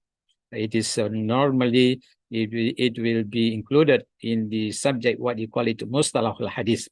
But alhamdulillah, this is a new development in our educational system to give you a kind of comprehensive understanding about what is happening in our legacy, Islamic legacy. Okay, so as you can see, I think I better go back to our last class little bit, last session. The topics which we highlighted, the struggle of the attempts made by our great scholars in this kind of area, or in this kind of study, that is the commentary of Hadith, which we said that the work of Imam Shafi'i in his book Ikhtilaful Hadith seems to be among the most earliest work in the commentary of Hadith. Even though it is only highlighting a narrow down topics, that is the ikhtilaf, which means discrepancies in the narration, as we already mentioned earlier, that in the early collection of hadith we have all kind of discrepancies. For example, of course for this you need to know about the hadith collection.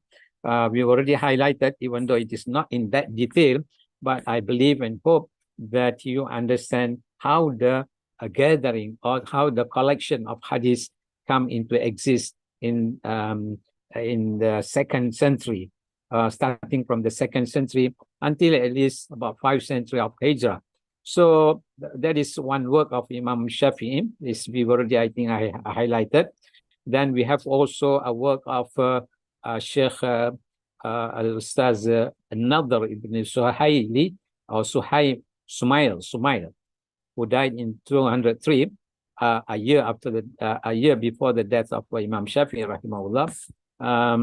We already highlighted that also, even though it is not that significant, but it is very important. It at least will show us how the commentary of Hadith started. Then we have another work I told you, that is Tafsir Gharib al-Muwatta, which wrote by Abdul Malik ibn Habeeb, who died in 238 Hijrah. Then I also discussed about the Tahzibul Asar by Imam At-Tabari. Okay, Imam Tabari, who died in 310, and then followed with the followed with the Imam Al-Khattabi, who died in 388. So it seems to be the first, the 3 or 4 works which we mentioned, starting from Imam Shafi'i until Imam Tabari, is all focused Hadith commentary in general. Okay, but when we come to this Al-Khattabi, it is a more specific work, or in other words, it's a kind of commentary of Imam or Imam Sahih al-Bukhari. So, according to the research, that the Khattabi work seems to be the most earliest, the one exists today in regard to the commentary of Sahih al-Bukhari. So I have given you a kind of list. I don't know whether Sister Juwairia have posted that or not yet. I'm not sure, but I already give you a kind of list work after Imam Al-Khattabi. So that I will show you in a moment, inshallah. And of course, I hope that you can refer to this Tahzibul Asar on your own, even though there is no translation work on that. Okay, so all this initiative taken by the great scholars of that of those days, 1st, 2nd, 3rd century, and so on, it become automatically, or what we call it, unintentionally, different type of works. In addition to the collection of hadith, this collection of hadith only mere hadith, but in addition to that, some other disciplines have been initiated by the scholars, because there is a need. That is the most important need, is that at that time is need to interpret, need to explain what they have documented, what they have compiled in the collection of hadith. So that's why you can see here in this slide, I have put here Gharib works, which means Gharib work means it's a kind of a dictionary. Whatever words you find in the hadith, difficult words, so the scholars try to explain, and then later on, from year to year, or from time to time, until the year of 7th or 8th century, they have been established this work, and it become more comprehensive work from time to time. So that works, we call it Gharib. Gharib means strange word, difficult words in the hadith. Okay, and I think I mentioned in some of the slides that the last work on that is Al-Nihaya. The book title is Al-Nihaya fi Gharib al-Hadith by Imam Ibn Athir. So I hope, of course, maybe it is quite, I'm not saying quite difficult, but quite, we don't have enough time actually to elaborate all this one. So I hope you can go through all my slides and then try to understand what is this Gharib works, and then the rest of the works. So one of the work that they have been newly introduced after the compilation of hadith is Gharib work, then followed with the discrepancies. This also I already highlighted to you when we discussed about the work of Imam Shafi'i, Ikhtilaf al-Hadith, and very useful and very significant, this word, in order to understand better about these fundamentals of the commentary of Hadith. Okay, next is followed with the Rijal work. Rijal means is transmitters. Okay, in Arabic you call Rijal, and not in Arabic. Rijal means man. So man here is not ordinary man. it is, of course, it is a Rajul, Rijal, but here is referring to the transmitters or those Ruwat. In Arabic, we call it Ruwat. So, which means in these works, the authors of these works, they normally compile the biographical information of all those narrators. And of course, this is also a separate discussion, a separate science within the science of ulumul hadith. Okay, they're called Rijal, Ilmu Rijal, or some others maybe call it as Jarh wa Ta'dil. Okay, and it is very, very useful. Of course, there is no translation work until now. Maybe not in what we call it in the book form, in the manuscript form, but I think in some of the session Dr. Zunaidah mentioned, you have some English work on this one, but it is not in the book. It is in the website. I think you can refer to the website of Muslim scholars. It is, alhamdulillah, it is a kind of initiative which is very useful for people like all my audience now. I don't know who are all of you, but I assume that you all are the beginners, the novice for this science. So it is better if you can explore. All of you, I believe, are expert in IT, so you can explore this Muslim scholars website, which is very, very useful, particularly in regard to the Rijal works. So you have translation, and then at the same time they will give you the proper references, so it is easier. But anyhow, some way, some guidance need to follow, and I hope you can look for some experts on that, and then you will really benefit from those works. And also the number 4, that is the juridical works. What I mean is that works of ahkam, which means a kind of in another words, you can say ahkam, ahadithul ahkam, which means the focus of the scholars who have this kind of commentary is they discuss the hadith, particularly related to the mutun, the text of the hadith, the injunctions that those narration have. Or another simple word is it is a kind of fiqh work. For example, any hadith related to the legal injunctions. For example, the way how to pray, how to take ablution, how to have tijara or business, what are the prohibited thing, what are the halal thing, what are the mubah, makruh, and so on. So all related to the ahkam. Okay. So they will discuss in this kind of what you call it in juridical works. Okay, ahkamul ahadithul ahkam. Okay, then we have also another, maybe this one I didn't mention in your slide. So this is I just updated last night, thinking of it is unfair to mention only very few, whereas the works or the work have been established by the scholars are too many. But at least I already mentioned some of them. Then what do you call it? An ilal work. Ilal works meaning is that the problems that each hadith they have. That's why when you study hadith, there are 5 conditions, as you know. As I also briefly mentioned last time, that is the 5 conditions. So sometimes the hadith may appear to be fulfill all the criteria of a hadith, but they have some hidden defects. So that the scholars of hadith call it ilal, illah al-qadiha. So there are many types of ilal, and the scholars establish these ilal works, and very interesting. If you can have a kind of knowledge on that, that will be great. And among the most earliest work on ilal, as far as I know, is the work of Imam al-Tirmizi. Okay, even though he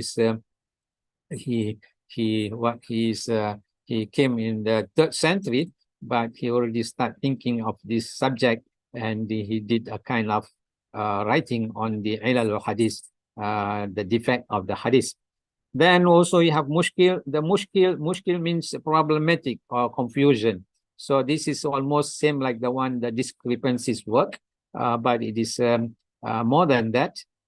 Sometimes some of the hadith, we cannot understand the meaning of that hadith. So in this kind of work, so they explain on those things that we cannot understand. Maybe literally we understand, the linguistic meaning we understand, but still we need some explanation of the of this kind of narration, mushkil. For example, one said, the one I remember now, for example, in one case, on event, Prophet ﷺ said, Inni nahaitukum an ziyaratil quburi fazuruha. So meaning is that I have permitted you to visit, I prohibited you in the past to visit the graveyards. Now you can visit. So it seems to be there are contradiction in this kind of narration.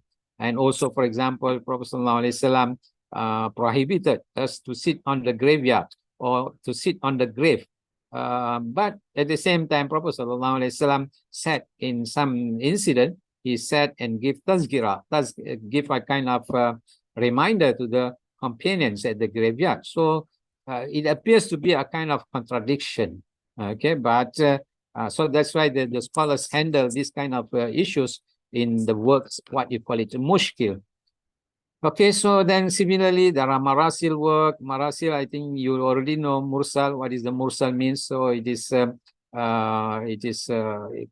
compiled by the scholars of hadith in a particular work called marasil work. So we will discuss this also further, inshallah, when it comes to that particular place. And then we have also the work of nasikh wal mansukh. This is a kind of abrogation and abrogated verses. So it become a separate work in the why? Because the scholars have to need to explain all the hadith, and they need this kind of solution. So, for example, the one I mentioned just now, what is that? Is it about the visiting the graveyard? One is prohibited, another one is give permission. So here in this case, we need to see which one came first. So the second one considered as legitimate, and the first case, first hukum or first injunction considered as illegitimate. So the second one we call it nasikh, and the first one we call it mansukh, which means in this case we need to know the date of the occurrence of that particular event. Okay, if we don't know the date, then we cannot practice this nasikh wal mansukh, and I cannot know. So the other works like asbab urudul hadith, this also we will discuss if after this, inshallah, which means what are the reason makes the Prophet ﷺ say certain things or do certain things. So asbab, as in the literally mean asbab means reason for the emergence of a particular hadith. So people or scholars compile all those narration that have a reason in a particular book, particular works, then they call it is kutub, asbab, urudul hadith, and many others. So I didn't highlight all these things. So some of the points we will highlight, inshallah. So now, I have given you a list of these shuruh al-hadith. So if we click here, if you already have the file, you can see the file with you. Can you see the files? I don't know whether you can see or not. Okay, can you see the file? Can you see the slide?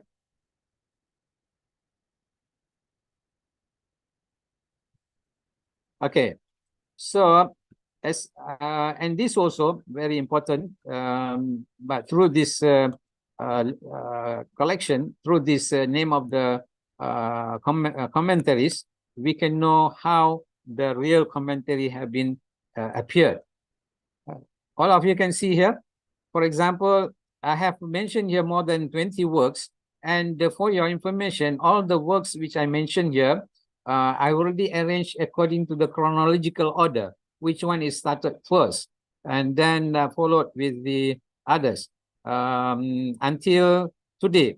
But for your information, it is not all I mentioned. I mentioned only commentaries of Sahih al-Bukhari. And why many scholars concentrate on commenting, having a kind of explanation about the Bukhari. So that is a different reason given by them. But briefly, what I can say is that because, as you know, normally we give priority to the works which is more important than the others. So according to the scholars, since Bukhari's book or collection of hadith become second after the Quran, so that's why they give a lot of attention to Bukhari's collection compared to the other collections. Muslim also we have, but not that much. And the other collection like Sunan Abu Dawud, Tirmizi, and so on, they have commentary also, but not like the Bukharis. So Bukharis, according to some research, shows that there are more than 300 scholars or shuyukh, ulama, who have commentary works on the Sahih al-Bukhari. But not all of them are available nowadays. Many of them have been perished, have been demolished, have been lost due to many reasons. Okay, due to many reasons, and very few only published and printed, and yet there are many other works also still in the form of manuscript, in the handwritten works in many universities. So this also another important you have to know, because what is that? Based on those works only we can know the development of the fundamentals or principles for the commentary hadith. Okay, because as you can see here, now I'm going to the first work which we mentioned just now, that is the work of the Khattabi.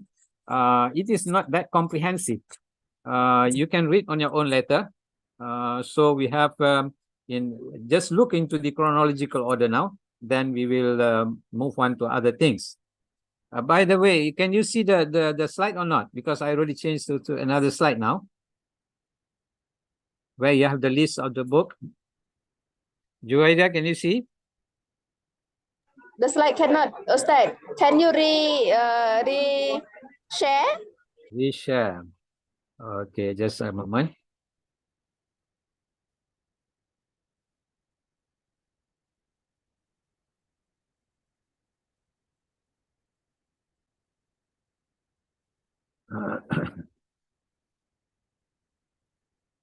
Can you see now? Yes, Ustad. Okay, so the first work which we mentioned earlier, so this is the Khattabi. You can see here the date of the death of Imam Khattabi is 388. So he has a collection, a commentary of the hadith called A'lam al-Hadith bi Sharh al-Hadith as-Sahih al-Bukhari. So as you can go through whether it is available or not. Here, for example, just I read one first, then later on we will move faster. So it is the first commentary to be written on some of the hadiths of Sahih al-Bukhari. You see here, only one some, not a comprehensive work, which means some of the chapters chosen by this Khattabi, and he tried to do a kind of commentary, maybe selected topics. As you know, this Imam Bukhari's collection is arranged according to the chapters or according to the kitab. And he has, in this collection, Jami al-Sahih, you have about 110 kitab. This is according to one of the research. The other research shows that about not 110, 101. So the different views of the scholars, even to the extent they said 97. So which started from the book of Iman, book of Bad'ul Wahi, beginning of the revelation. And the last kitab in this collection is Kitab al-Tawhid. Okay, so here Al-Khattabi, and he only chose some of the hadiths from several books of Imam Bukhari. Then he tried to do a commentary.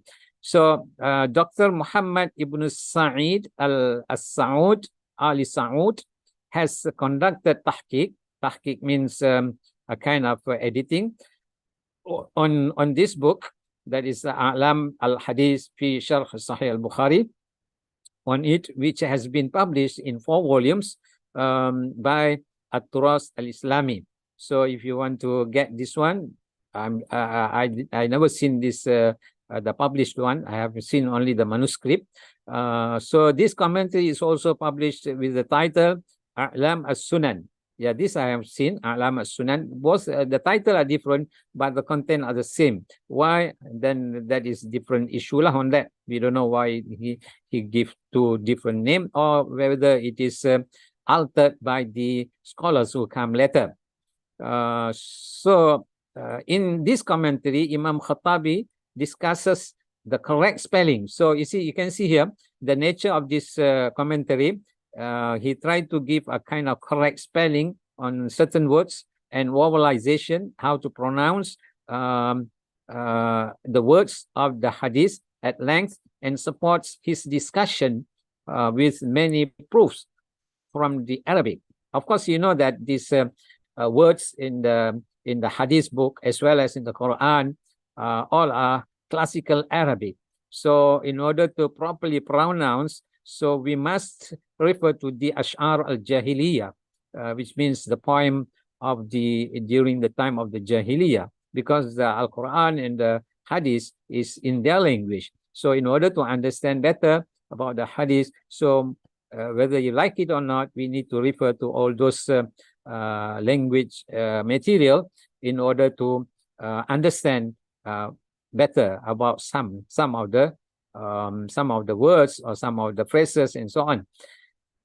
Okay, so he relied on the transmission. So this is another issue, which version he relied. Of course, the Bukhari's version, there are several versions. For example, version Imam Nasafi and other work, Imam Farabi, Imam Abu Dhar, and so on. So here he's giving you the version that he relied upon, Imam Nasafi. So he, from the beginning of the book until the beginning of the Kitab Tafsir. So from the beginning here is from the beginning of the Kitab Badul Wahi, so until the Kitab of Tafsir. Maybe about a few books. I can remember the Kitab Tafsir, the number of this Kitab. Okay, thereafter he relied on the transmission of Imam Farabi. So after the Kitab Tafsir, so he relied on the other version. Other version here means the one transmitted from the student of Imam Bukhari. So what do you call it, Imam Farabi here, until the Kitab of Fitan. This is another Kitab. He only commented on some chapters of the Sahih, and those chapters he omitted some hadith and only. So basically what we can say here, it is not from cover to cover commentary. It is just partial. Like nowadays people are doing commentary on the English, for example. They are not doing any kind of commentary from the beginning or from the cover to cover. Just they select if there is a need, for example, about the Kitabul Ilm, Kitabul Iman, or whatever, or Kitabul Salah, Kitabul Udu, they chose and then they do a kind of commentary. So similarly, Al-Khattabi did this one because it is the most earliest. Maybe there is no need at that time, or maybe the time is not to permit him or not allow him to do the comprehensive work. Wallahu alam, we don't know what is the reason. Overall, his commentary is a Lughawi. So we already said just now.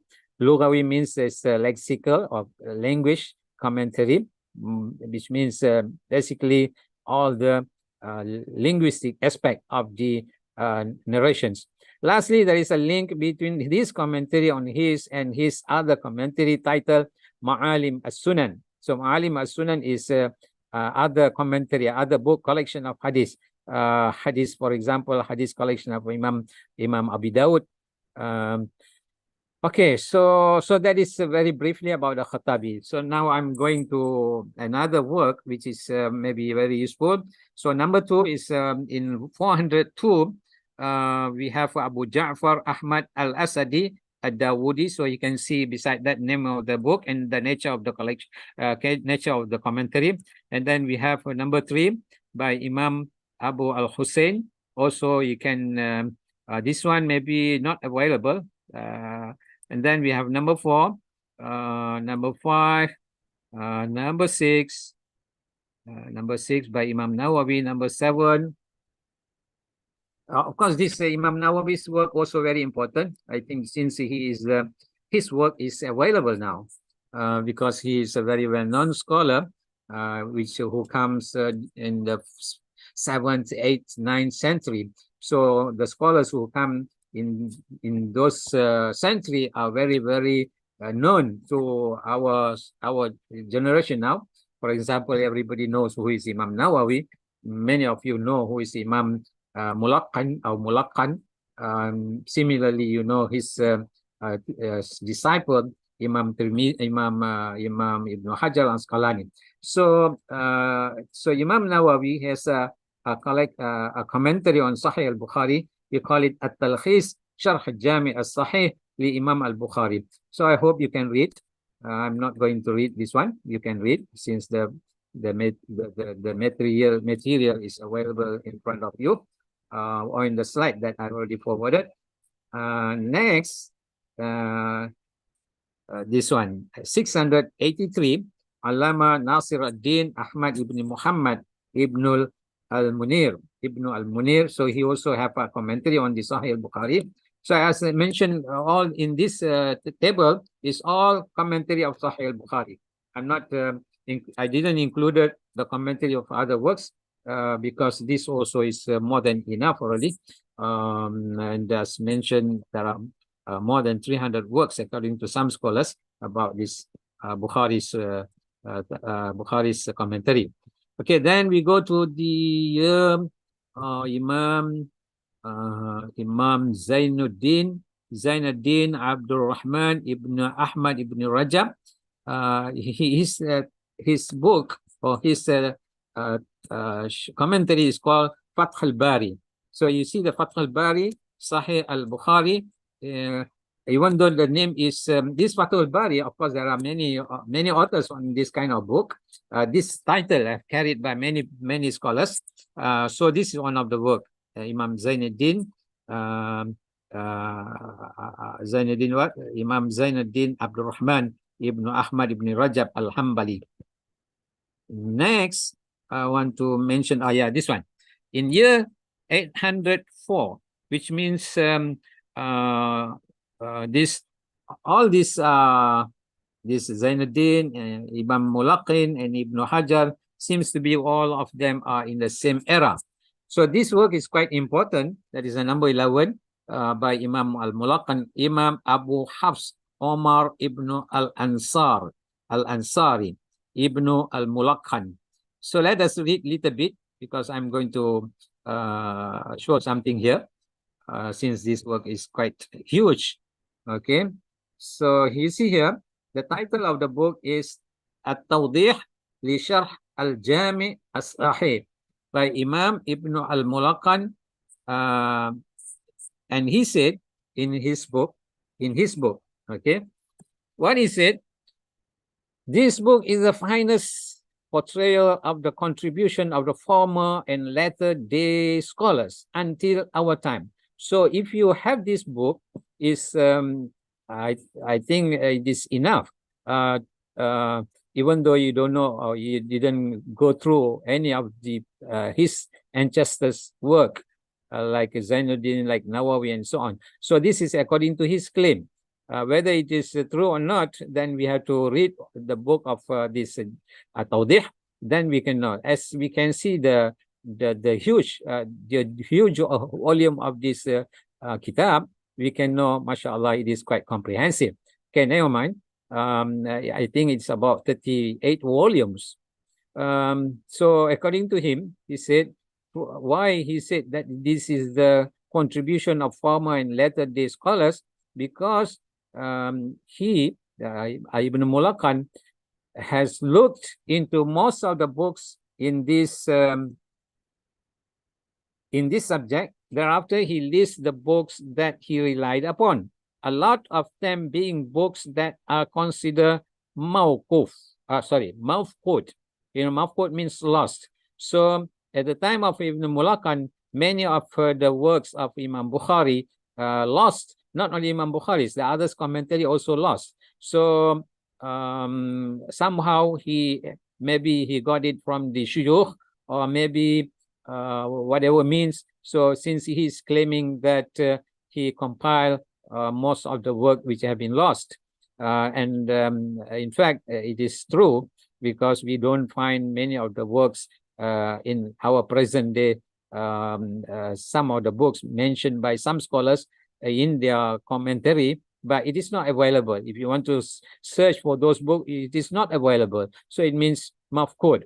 But they already mentioned, at least they already mentioned the name of the books, so which means those books are available.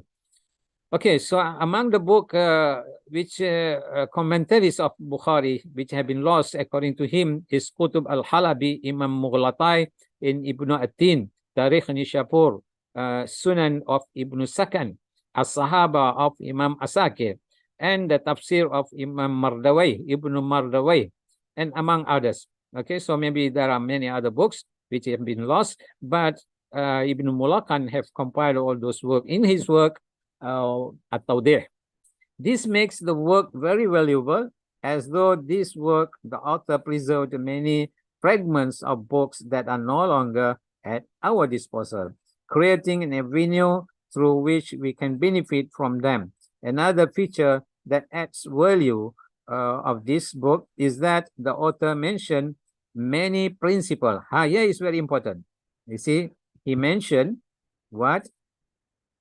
Many principles and benefits related to hadith, fiqh, usul fiqh, lugha. Lugha means language, and also the like. So he compiled many information in his book. He also have a valuable introduction to ulumul hadith, the branches which we mentioned earlier, also mentioned in this muqaddimah, in his muqaddimah. When writing the, you see here, ulumul hadith, which his student Ibn Hajar al-Asqalani, many of you know who is this Ibn Hajar al-Asqalani, later seems to have relied upon when writing his Fathul Bari. So when the reference, the main reference for Imam Ibn Hajar al-Fathul Bari, and so he relied upon this Ibn Mulakan's work. This commentary published by Dar al-Falah in 36 volumes with the tahqiq rish of the Khalid Mahmud Rabat and Dr. Jum'ah Fathi Abdul Halim. So this is the most commentary who did the tahqiq. Tahqiq. Okay. So now we will go this book in order to look further after I complete this list. Okay, then you have in year 827, you have Muhammad ibn Abi Bakr ad-Damamini. Okay, so I hope you can refer to the detail on the site. Then in year 831, we have Imam Shamsuddin Shamsuddin al-Birmawi. Then come to the era of Ibn Hajar al-Asqalani, who is the disciple of Ibn Mulakan. So he died in 852. So he has the Fathul Bari, which is very well known in our time. Fathul Bari Sharh Sahih al-Bukhari. And this is the best and most renowned commentary of Sahih al-Bukhari. It is published by Risala al-Alamiyah or al-Alamiyah in 26 volumes, as well as by several other publishers. So, of course, this Fathul Bari, as you will come across, that there are many publishers published from many parts of the world. So sometimes different version have different some differences. Okay, so that we need to be careful.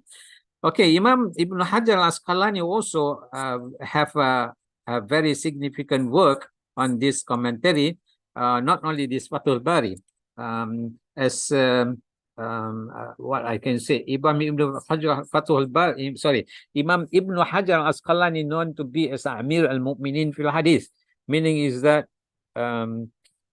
how to say it? He compiled same like that of Ibn Mulakan, and he did more additional compilation in his Fathul Bari, and also he has many other what do you call it? Many other works on hadith.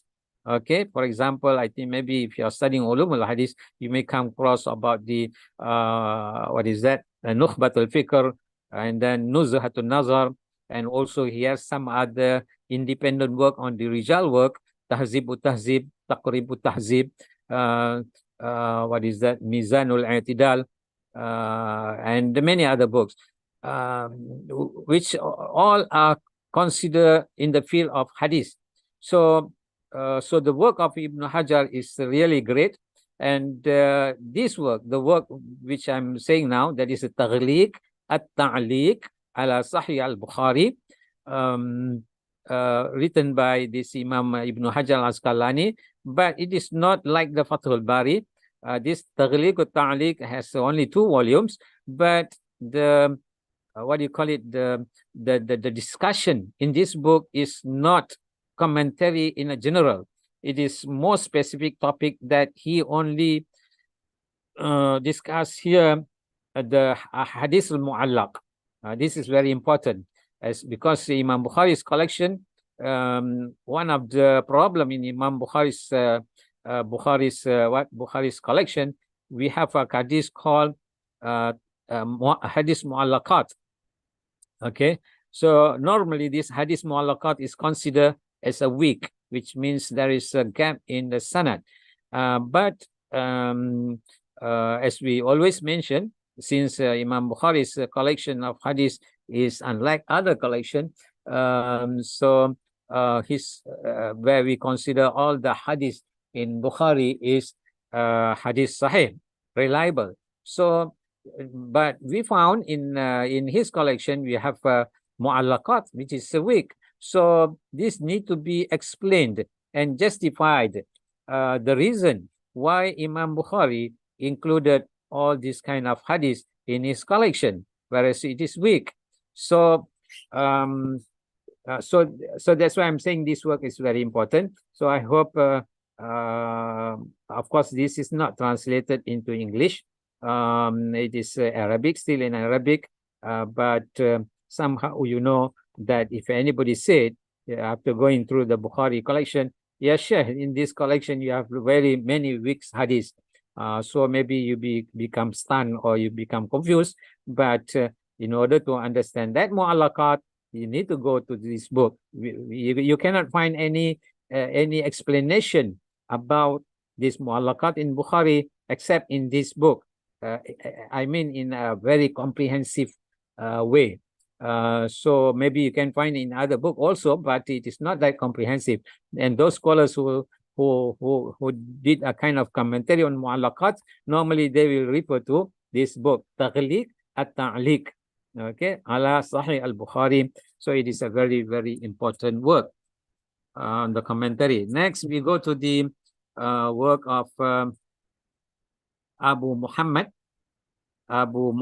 Mahmud ibn Ahmad Badr ad-Din al-Aini, who he is also a great scholar, but the difference, he also did you see the date of the year of the death is very close to Imam Bukhari, just about few years different. Both of them are colleagues, but he also have a huge work on the Sahih Bukhari. So this sometimes it open us why they need to, they are at the same time. He also do nowadays, if we do a kind of research, similar works, we just consider is not approved by the universities, right? For example, you're doing a work, a topic that related to one issue about anything, and your friends also doing the same topic. Normally, they will not allow. But here, mashallah, they do this kind of commentary. One do on the same what is that? Same book, that is Sahih al-Bukhari. The other one also did the same. But what is the difference? And then that need a lot of discussion, because basically what I can say, because the Imam Ibn Hajar al-Asqalani, he is following the Shafi'i school of thought, and Imam Aini, is following the Hanafi school of thought. So that's why when you refer to the commentary of these two Sahih Bukhari and by these two scholars, you will find a kind of discrepancies, differences of view, the fatwa and so on. So that gives us a kind of what is that? A kind of knowledge about the nature of the Muslim society at that particular time. But it also very important, and it is not simple work. It is same size of Imam Ibn Hajar al-Asqalani also. So I hope you can read that one. Then in year 884, Imam Sibt Ibn al-Ajami has also another book. And then number 18, Imam Ahmad Ibn Ismail al-Qurani. Then we have Imam Zainuddin Ibn Ahmad Abdul Latif Az-Zabidi in year 893. The book is called Tajrid As-Sarih li Ahkam Al-Jami' As-Sahih. Okay, and until the end, this also another important work, 911 by Imam Sayyuti. He has a Tawsih Al-Sharh Al-Jami' As-Sahih. So I hope you can refer to that one. And 21 by Imam Al-Qastalani. Then we have in year 926, we have Sheikh al-Islam Zakaria al-Ansari. Year 939, we have another works by Imam al-Maliki, al-Manufi al-Maliki. Okay, just the last work maybe we can mention here, since our time is running. The work number 30. That is the work of Shah Waliullah Dihlawi. I think maybe some of you know. He's an Indian scholar. That is Imam Waliullah. Sharh Tarajim Abwab al-Bukhari. It has recently been published by Dar al-Taqwa and Dar al-Daqaq in year 1176. And finally, maybe there are more after this year, because I have only able to look into the this until the year 1308.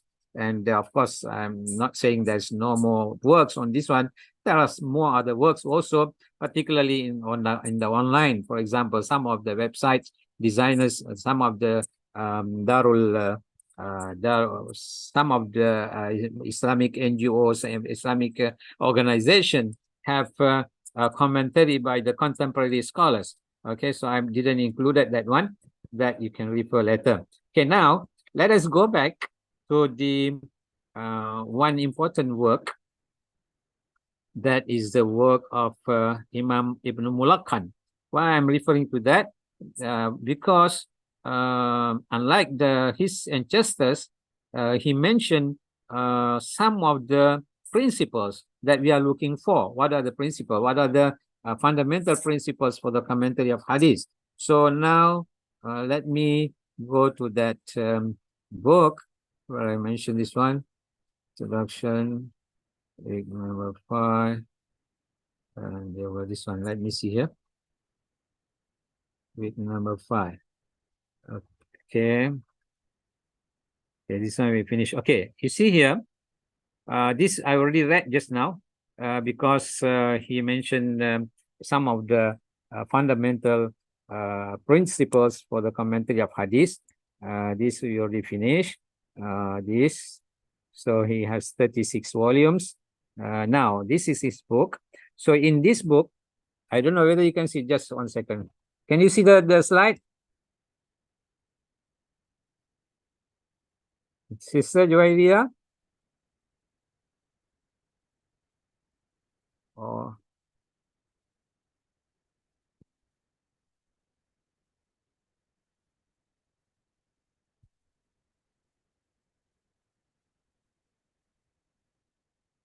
Okay, let me see the book. Okay, I hope you can see the book now. So the book, the things, what Ibn Mulakkan mentioned in his book 10 principles of hadith commentary. So these are the 10 items mentioned in these pages, the pages of his book, at the page number 336 to 338, volume number 1, page 336. He mentioned some of the principles. Now let us look. So if we want to be a commentator, mufassir, or musharih of any of the hadith book, we need to consider these items. Okay, I will go very quickly because we have covered the week number 10 and number 6, inshallah. So this number 1, of course, this I translated just a couple of days ago, and it is maybe some of the Arabic words, maybe it is not quite difficult to translate. So for example, this one, preciseness of the chain of transmitters. He has mentioned in the Arabic, lata'if, you see, daqa'iq isnaduhu wa lata'ifuhu. So this is what he mentioned, Ibn Mulakkan, in his book. So I translated all these 10 items into English. So what do you call it? Preciseness of the chain of transmitters. In other words, we can say all the issues concerning the sanad, the isnad, we need to tackle when we want to do a kind of commentary. For example, how to pronounce between there are, maybe you come across the name of course, I don't know how much you are reading the hadith collection. So normally, for example, you will come across names like Ka'b bin Murrah, Murrah bin Ka'b, which is the correct name, Ka'b bin Murrah or Murrah bin Ka'b. Or sometimes, for example, you will come across to know the name of Abu Hurairah, for example. There are about more than 30 views on his name. Abdul Shams, Abdul Rahman, and many other names. Okay, so which one is the correct one? So that the explanation about the about this isnad, whatever issues pertaining to this isnad. For example, one hadith is come through. For example, let's see, I just give you an example. Imam Bukhari, when he transmitted an hadith from him to the companion of the Prophet ﷺ, let's see, in one version, it is mentioned about only 4 names, 4 ruwat. In the same hadith, which have been transmitted by, maybe by him also, or maybe by other compilers of hadith, maybe there are 5 names. So the 3 names, the 3 transmitters and the 5 transmitters is totally carrying different value, which means normally what you call it, sanad al-ali, the highest level of the isnad, the one comprising of 3 people, 3 transmitters only. And the 5 transmitters, you call it nazil. So nazil, which means is not that reliable compared to that 3 transmitters, of course, provided all these 3 transmitters are continuous. There is continuity of the isnad, and the reliability of these transmitters in the higher level. Okay, and similarly, for example, hadith which have been transmitted by very well-known scholars. In one version, you have maybe very well-known scholars, 5 scholars. The other one is just ordinary transmitters. So if we compare these 2, it is different. Okay, different value it carries. Okay, so whatever pertaining to this is not, you call it that must be covered. Then the accuracy of the name of the transmitters, pronunciation, correct wording and spelling, as I mentioned earlier. Then the description of names, nicknames. For example, some people may know with the nickname Abu Shayba, for example, Abu Hayman, Abu Ayman, or anything. Is it the same person with the other one who don't have the nickname? Sometimes they mention only Al-Khattabi. Who is this Khattabi? Maybe they have several Khattabi in the chain of transmitters. So all this discussion will take place when we want to do a kind of commentary. Okay.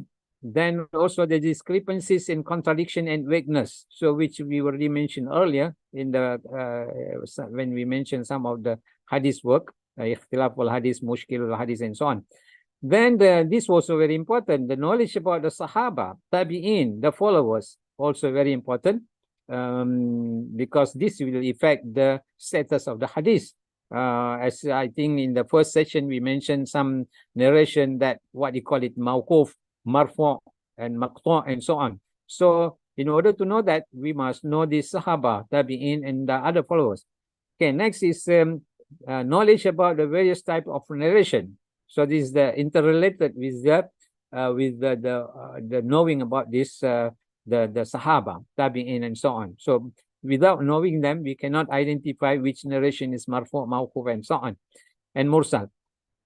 Okay, then classification of the causes for gap in the some types of the isnad. So this also another things that we need to know. That is whether the isnad is continuous or not continuous. So that is another important discussion. Then type of ambiguities that occur in the narration. Ambiguities. There are many types of ambiguities. So this you will learn in the ulumul hadith. Then what are the legal injunctions that could be learned or could be derived from the hadith text? So this is what you call it as a textual studies in present day. And finally, number 10 is principle that assists to derive legal injunction and all related issues. So basically, we can call it, this one is a part of the discussion in the usul fiqh. So there are some things, some what do you call it, al-qa'id, al-qawa'id al-asasiyah, the principle, the fundamental principles, al-qawa'id al-asasiyah, in deriving the, what do you call it, the ahkam, the injunction.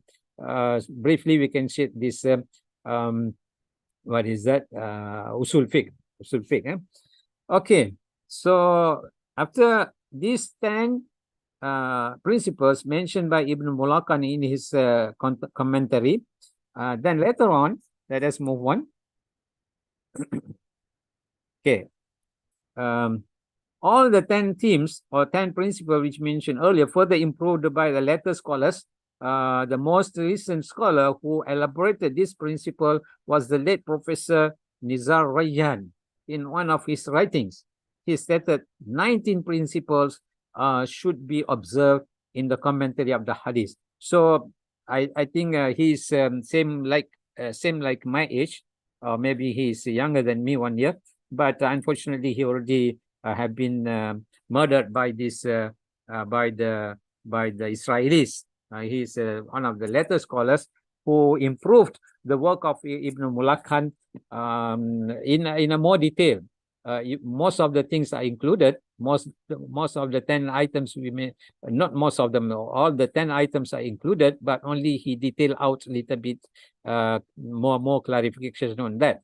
So who is this Nizar Rayyan? I think you can easily access to the website, because he is contemporary. He is no longer with us. He has he tried to write a commentary on the Sahih Muslim, what you call it, Imdadul Mun'im, the name of the book, but unfortunately he didn't complete it. Since he had been murdered in a couple of years ago, I think. So that is about this Nizar Rayyan. So what I can say about Nizar Rayyan, the principle that added by him, I mentioned here, about 19 items, and translated here. I mentioned very quickly here. For number 1, sources of hadith, takhrij. What you call it nowadays, you call takhrij al-hadith, which is very important nowadays, because in the past maybe this kind of discipline may not necessary, but nowadays it's very, very important. So then we have charts and diagrams of the isnad, study about the transmitters, and status of the isnad. Number 4, pedagogy of the hadith transmission. Number 5, precision of the isnad. Then this maybe I didn't highlight. Number 6 is mobility of the hadith. So this is a quite unique topic where he tried to know this a particular hadith have been shipped from one place to another place. In Arabic, you call it Raudlotul hadith. So this is something interesting. So of course, you know, this one you must have a kind of knowledge on the travels of the scholars from place to place. Okay, number 7, hadith technical terms. What is you learn as a mustalah al-hadith. Then the approaches of hadith experts, manahij al-imam fil hadith. Number 9, affirmation of the criteria of the experts, shurut al-imam al-hadith. You need to whether it is they are fulfilled the criteria or not. Then number 10, events of the reasons of hadith, asbab urudul hadith. Number 11, relevant of the hadith. Maybe as sabab urudul hadith, I already said just earlier. The relevant of hadith, for example, Imam Bukhari normally he bring al hadith and then he put in a topic, in a bab, in a chapter where many people or the ordinary people very difficult to understand. So that's why when you read this commentary of Imam Bukhari, or when you want to write a commentary of the Imam Bukhari, so this is very particular. They call it Rabitatul al-Bab ma'al hadith, irtibatul hadith ma'al bab, which means what is the connection between this hadith and the chapter. So that is very important. Maybe it is a good point included by this Professor Ryan. Then that's number 11. Number 12, interrelation between the theme and the hadith. Okay, mutabaqat tarjumah wal hadith. Then gathering of the text and comparing all the wordings of them. So this is al-matn al-jami'. So in order to come up, maybe this one we will highlight in the next topic, inshallah. How to know, how to discuss a particular issue without compiling without gathering all the narration. It is very difficult to discuss the hadith. Okay, it is not like the Quranic verses. Quranic verses maybe it is a little bit easier. Okay, next is number 14, linguistic analysis. Number 15, message in the hadith. Then number 16, thematic discussions. Number 17, confusion and contradiction of the hadith. This maybe we already highlighted when we discussed about the ikhtilaful hadith. Then number 18, legalized messages, ahkam. Also we already highlighted. Number 19, lataif ad-da'wiyah wa tarbawiyah, meaning is that missionary and educational lessons. What are the lessons we can learn from that particular hadith? So that also have been included by this Professor Nazar Ryan. Okay, so basically that are the things we can know from all the shuruh al hadith. And finally, in related to the week number 5, that is about what are the criteria for the commentator of hadith? What if, for example, a person want to do a kind of commentary, what are the conditions? So briefly, I can say it is, of course, in addition to all the basic requirement, he's supposed to be a Muslim, his faith must be genuine, and so on. The more important thing is that comprehensive knowledge in ulum al-hadith and all related disciplines. So that is, I can put it in a very simple word. So it is not half-hearted knowledge in the ulum al-hadith. Then we are trying to commentary. Whatever we mentioned earlier, all those things must be equipped by this commentator. Okay, now since we have a very little time, let us go the final topic. Do you have any question you can ask, since we don't have much time? So, but all the slide is with you, so you can you can read, and particularly if you want to ask questions, this is the right time, because maybe after this we will not meet again except in the Jannah, inshallah. Okay, now let us look in the week number 6.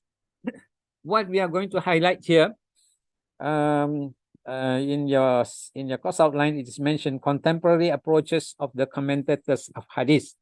So what I put it here, you see here very quickly. I'm going to say this additional to that of the conventional method. Of course, what we supposed to, if we want to do a kind of commentary, write a commentary on the Hadith, so we must first we need to get some kind of explanation, particularly in the Quranic verses. Okay, of course, normally this is not mentioned, because normally we use the Hadith to have to explain the Quranic verses. But sometimes we need to know some of the Hadith, for example, need to know what Allah said about those kind of things. Then only we can get the clear picture. So use the Quranic verses in order to explain the Hadith. Okay, so that is the best method which have been used by the earlier scholars. Then Hadith with the Hadith, other Hadith, because we cannot base something on a particular Hadith without knowing the other Hadith. So it is very difficult to understand certain issues without knowing all the narration of something. Normally we call it as a textual studies, dirasa mutunul hadith, and also explain the Hadith using the mawqufat, which means narration that as described or attributed to the companions, what you call it as a mawquf. And then you have Hadith explanation using the maqtu'at, narration of maqtu'at. Of course, you already know about that one. So if we don't find any any of these things, Quranic verses, Hadith, mawquf, maqtu', then the least you can go is use our own brain, our reason, ijtihad of the scholars. They have to know do a kind of ijtihad. Then only they can, and with the assistance of the Arabic language, they can do a kind of commentary, but not that comprehensive. Okay, then today also our contemporary approach should be simplification. You cannot do the commentary of Hadith like Imam Ibn Hajar did it. It is not relevant no more. For example, I'm teaching also to my students here. We use the what is that? Fatah al-Bari, for example. They want to learn about the commentary of Hadith. So I use the Fatah al-Bari and try to translate to them. So it is sometimes we stuck. Why? Because we cannot. Because Imam, the great the scholars of the past, they explain in detail everything about the isnad, where there is munqati, mursal, tadlis, and so on. If we want to explain this one, our student were not equipped with this kind of knowledge, so very difficult for them to understand. So that's why we need to be very simple, avoid all kind of this what do you call it, dirasatul asanid, the dirasa of the chain of transmitters. So directly try to go to the matan and try to explain according to their understanding, according to their reason. So this is very important. Make simplification. And most of the commentators nowadays, they cannot do a kind of commentary without knowing Arabic language. You see, because it is not easy. We can translate other. We can do a kind of commentary in other modern sciences, but not the sciences of Hadith and commentary of the Hadith. We need to have this knowledge about all what we have mentioned, and then the least what we can do nowadays is not our own commentary. Normally they cite from the taken from or citing from the previous works, okay, and translate it into English. I have given you some of the link for you to go through. For example, in the next slide, I mentioned here all this link. I think very useful for you. At least you can see how the experts of today doing a kind of commentary. We have a commentary of the Fath al-Bari, which is a huge work, but it is not full, just only about 30 hadiths selected by this author, and he did a kind of commentary. I already forwarded for you the link here if you want to go through. It's very useful, very simple.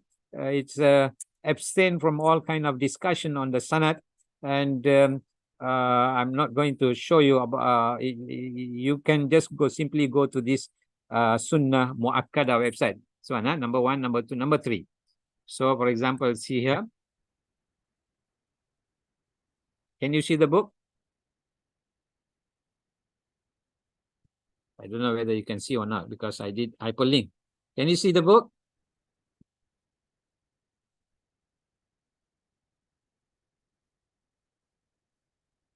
Okay, never mind. I think you cannot see this one because it is a link to the... Can you see the link? Yeah, Sheikh? Yeah, Sheikh Wan Hussein. Can you see the link? Abdul Rauf Ibrahim. Adeni. I can see some of your names, so I can call you only, but there's no response. Maybe never mind. It is maybe difficult for you. Okay, now let us see here. I'll go back to the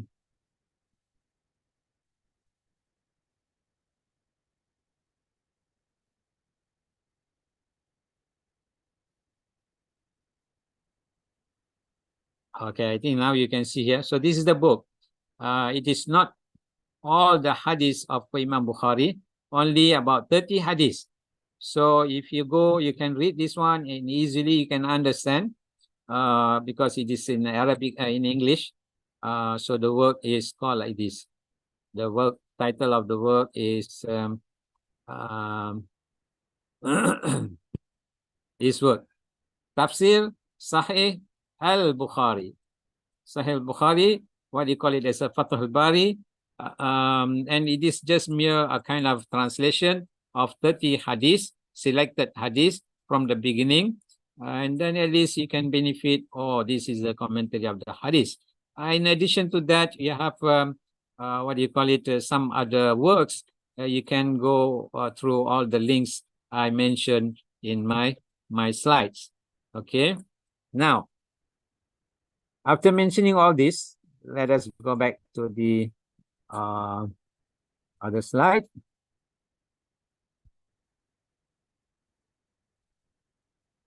I need to finish it and then I give you some time to ask questions, inshallah. Okay, now in this slide, and also you have this Aluka. Aluka also some of the commentary of hadith. Now, let me show you some practical what is that? Practical aspect of the commentary of the hadith. As you can see, this hadith.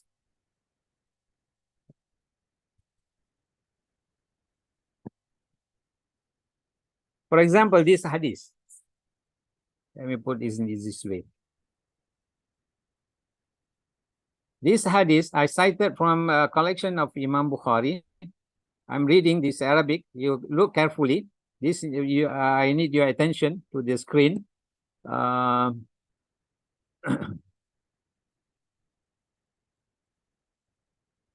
Abu Dawud, he is saying that Haddathana Sa'id ibn Mansur, Haddathana Ismail ibn Zakaria, an Mutarrif, an Bishr, Abi Abdullah, an Bashir ibn Muslim, an Abdullah ibn Amr, قال رسول الله صلى الله عليه وسلم لا يركب البحر إلا حاج أو معتمر أو غاز في سبيل الله فإن تحت البحر نارا وتحت النار بحرا. So reported by or recorded by Imam Abu Dawud. And the meaning of this hadith go like this. Sa'id ibn Mansur said that that Ismail ibn Zakaria from Mutarrif, from Bishr ibn Abi Abdullah, from Bishr ibn Muslim, from Abdullah ibn Amr said, Messenger of Allah subhanahu wa ta'ala said, none except a person going for Hajj, Umrah, or going out in the path of Allah subhanahu wa ta'ala should travel by sea. For verily, there is fire under the ocean, and there is an ocean under the fire.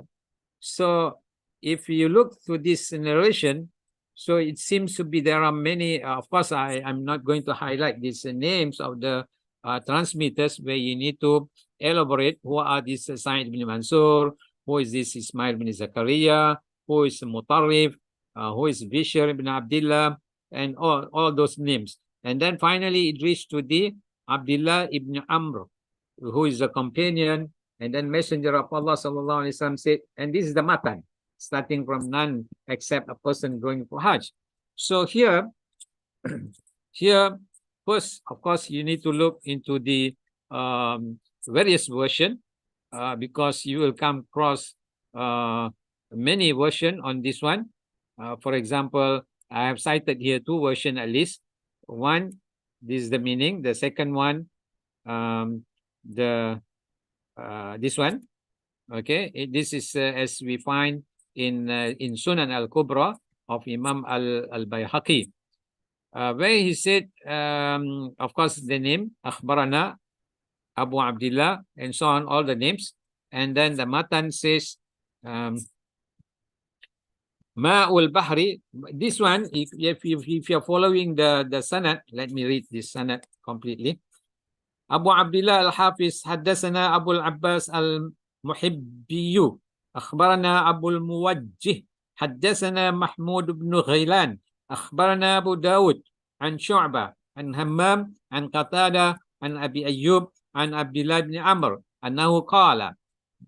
You see here, now it is said عن عبد الله بن عمرو, not the Prophet sallallahu alaihi wasallam. So we must know. So if this is attributed to the Abdullah ibn Amr, who is a companion, so this is called as a mawquf.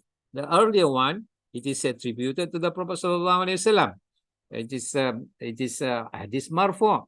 So now which one is the correct one? So as a commentator of hadith, we need to search information which is maybe not available in any of the hadith collection. We need to look into the other collection which we mentioned earlier, that is the Kutub al-Rijal, Kutub al-Jarah al-Ta'dil, Kutub al-Tarikh, and so on, which have been compiled by the great scholars.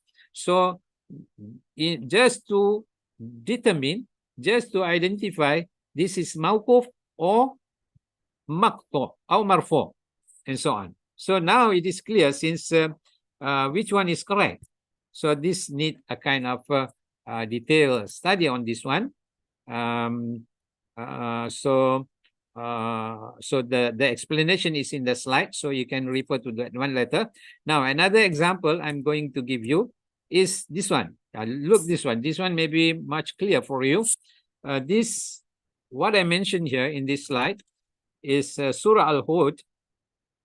Surah Al-Hud, verse numbers 9, and then followed with the other surah, A'raf, verse number 54, Yunus, verse number 3, Al-Furqan, verse number 59, As-Sajdah, verse number 4, Qaf, verse number 58, Surah Al-Hadid, verse number 4. All these 7 verses, when you look at the content of these verses, it is saying that I mentioned here number 6, which means there are significant meaning here, which means 6 days. Mention 6 days.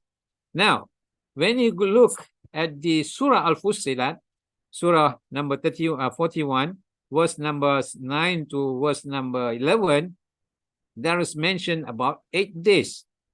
And then in one of the hadith, Sahih Muslim, hadith number 2789, I mentioned here 7. So what is this numbers all about? So this number 6, that the creation of the earth and the heaven, Allah created it in 6 days. But when you look into the Fussilat, it is mentioned about 8 days. And then if you go to the hadith, it's mentioned about the 7 days. So if we, for example, if you are reading only this hadith, you are not know about what is in the Quran, about the information, then you will become confused, and you will be doubtful about what you are reading. What is this and what is that and so on. So that's why you need to read a bit careful when normally the commentators do. So now I'm going to highlight here. Just look here. These 6 days mentioned by Allah subhanahu wa ta'ala in a different context. And these 8 days in another different aspect. And these 7 days are really confusing. If you study hadith commentary, so these 7 days is confusing. But this confusion only can be removed if you try to adopt, try to study all the principles which we mentioned earlier, and try to ponder what is actually happening here. Now, look here. This in Surah, what is it? Surah Hud, verse number 7 says, He is the one who created the heavens and the earth in 6 days. Okay, that is enough. Next, in this surah in the all other verses which I mentioned here are similar to the verse surah number Hud, verse number 7, 6 days. Okay, no doubt, clear. It is clear. Now, when you read the surah Fussilat, verse number 11, 9 to 11, you will find this is the explanation. Okay. Ask, O Muhammad, ask them, O Muhammad, sallallahu alaihi wasallam, that why your disbelief in the one who created the earth in 2 days. Okay, 2 days, created the earth in 2 days. And how can you set up equals with him, that is the Lord of all worlds? Okay, 2 days. Now, in the verse number 10, he placed on the earth 4 mountains, standing high, showered his blessing upon it, and ordained all its means of sustenance in 4 days. So 4 plus 2 is 6. Then in verse number 12, Allah said, so he formed the heaven in 7 heavens, into 7 heavens in 2 days. So 2 plus 2 plus 4 is become 8 days. Now, so these verses, the verses which we go through just now, is not that difficult to understand, because we can put it like this.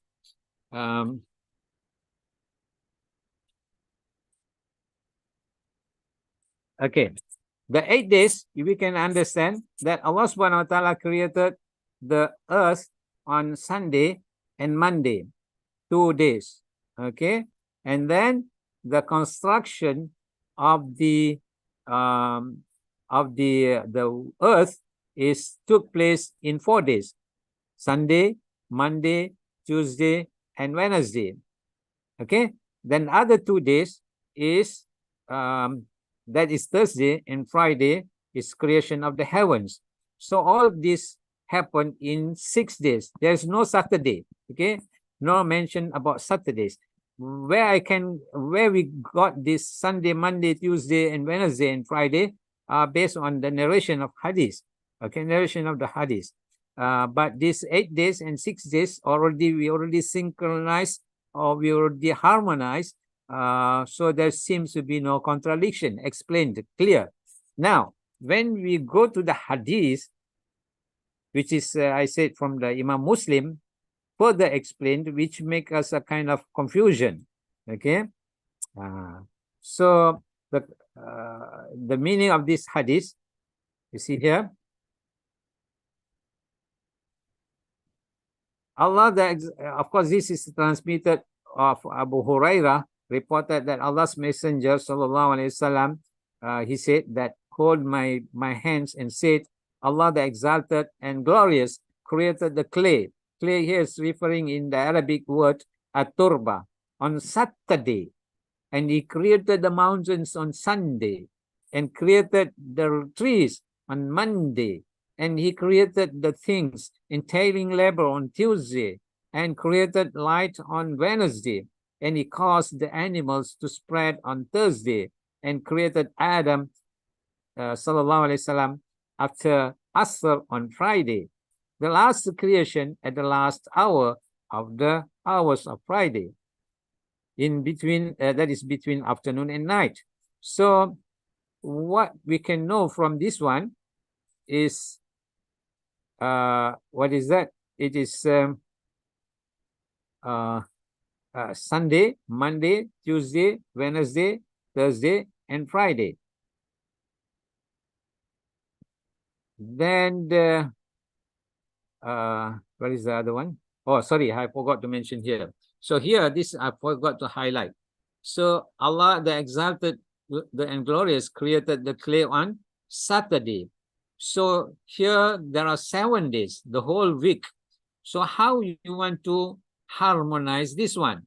And no other compilers of hadith mention about this Saturday. So now we need to use this hadith, or sorry, use the Quranic verses in order to interpret this this hadith, which seems to be contradicting, and how to harmonize this one. So we have many views from many scholars. Among the views that I placed here, you can read it this one later. So first we need to know about the authenticity of this hadith. Second, the meaning of this hadith. So I hope you can read the view of the scholars. Then this is how people, the scholars of hadith, normally do a kind of commentary on this kind of things. I don't know what is the time. Am I looking to the time or not? Oh, it is exactly 12:30. So I think we already come to the conclusion. But before that, I would like to ask: is there anything that I miss? Any information that I miss? As I told you always, that there are a lot of things to need to highlight in this topic, even though it is a very short course. But I hope in the future you can read or try to upgrade your knowledge on this science commentary of the hadith, which is not that easy, but alhamdulillah, at least we're able to highlight some of the important issues. So can I ask you whether you have a question or not?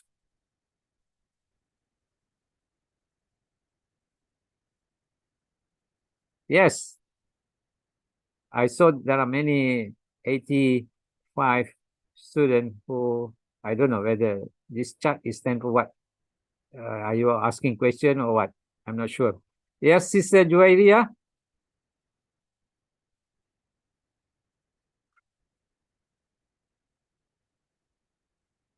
What happened?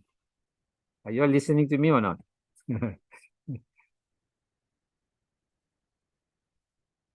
Nobody?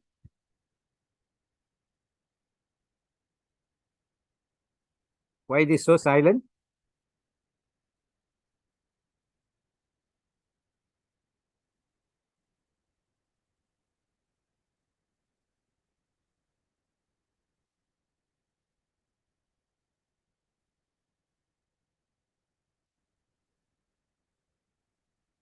Where is Sister Juwairia? Are you all listening? No response from anyone?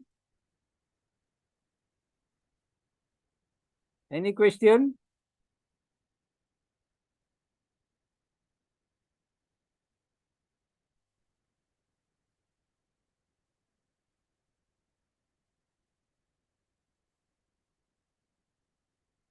Hello?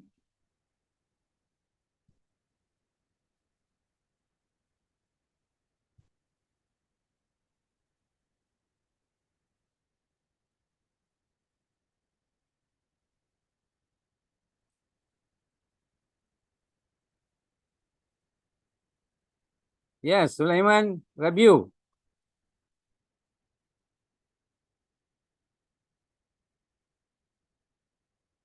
You have any question?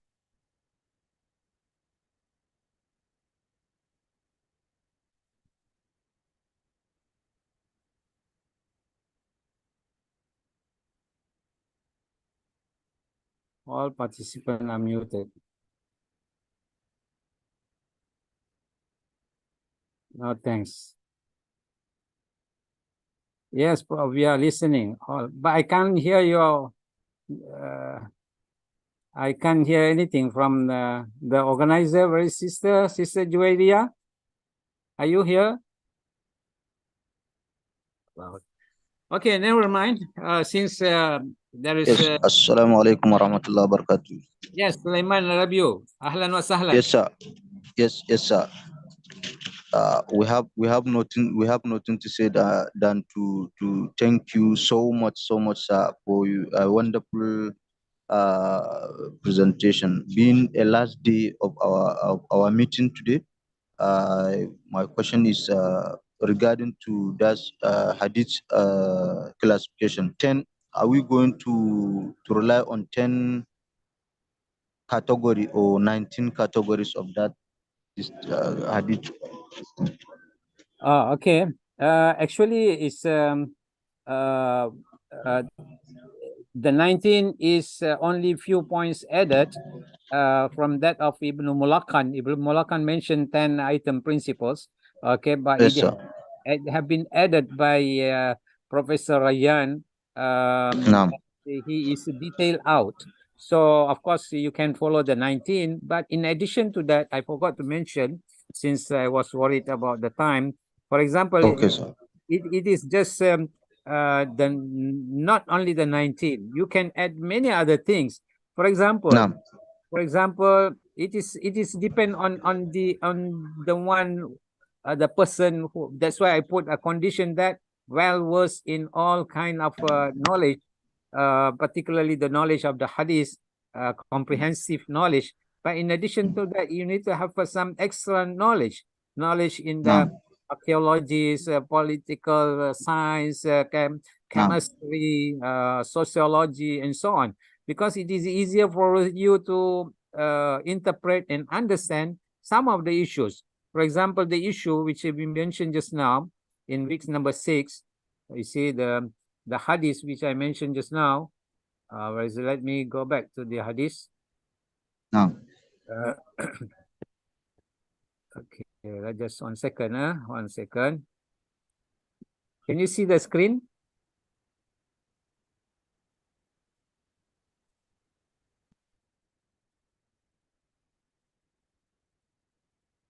Yes. Okay. Can you see the screen, ya Akhi Sulaiman?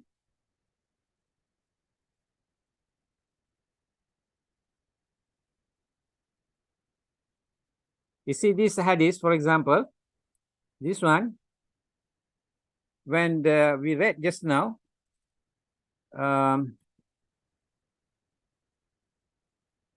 this hadith, where the translation goes like this.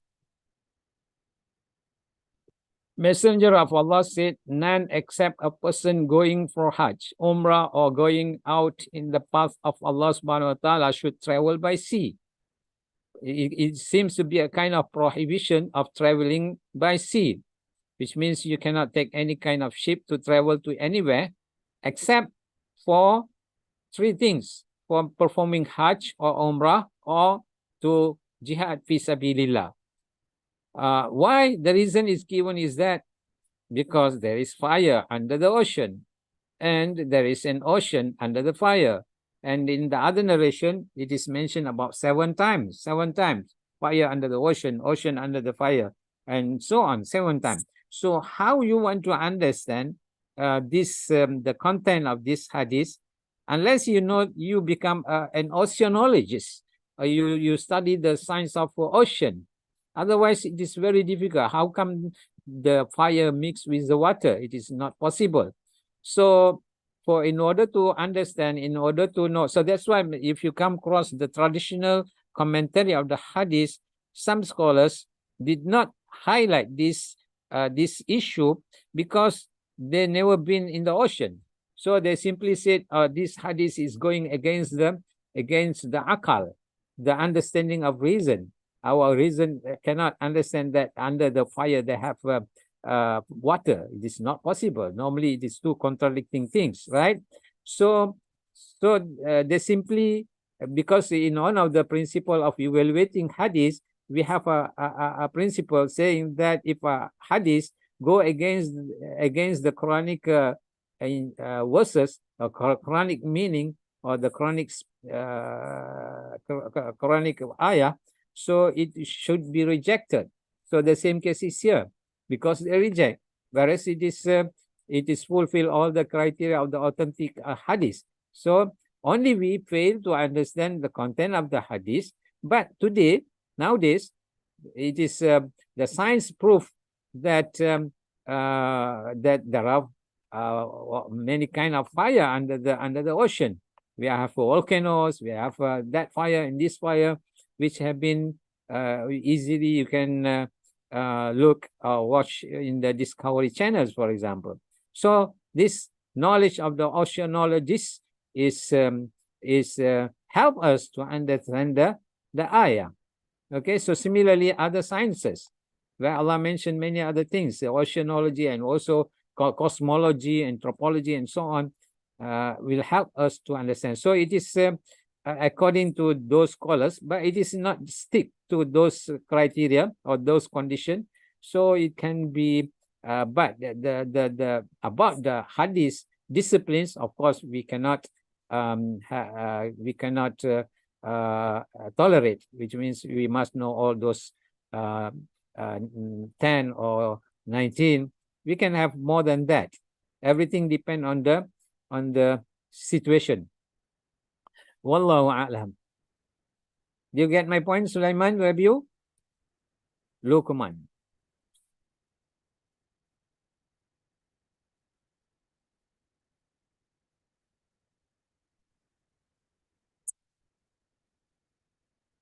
Everybody understood?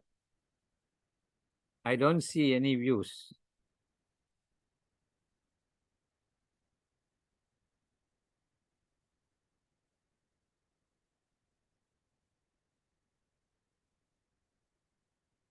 Okay, so if you don't have any question and it is clearly understood, I don't know what happened to Sister Juwairia. So I hope we will thank you very much for your patience to understand this topic. And as I always mention, what we deliver to you is not that comprehensive, but there is no other way. And particularly when we are in this kind of environment, in this kind of situation where I cannot see you, you cannot see me, or maybe you can see me, I cannot see you. And I also don't know the level of your understanding, because different person have different kind of understanding, and the subject that you are taking is if you are beginners, if you are novice in this matter, so you will maybe you will face some difficulties. Wallahu alam. Yes, our Lugu, I don't know how to pronounce your name. Our Luadu. You have something? Assalamualaikum, Prof. Yeah, Salam. Where you went? I was looking for you. Yeah, Prof. Just now, because my phone have suddenly shut down. Yeah, So that's what I'm saying. We are in this kind of system, so sometimes this may happen. Your phone broke down. Sometimes the line is not clear. So next time your office asks the IIIT to organize face-to-face classes all over the world. Inshallah. Inshallah. We are really sorry to brother Awula, Awalu. Aduh, yeah. Aduh. So because now we already reached past the time, and then Sister Aina, if you can help to allow him to ask the question one last, inshallah. Sister Yes. Aina. Yeah, it's okay, no problem.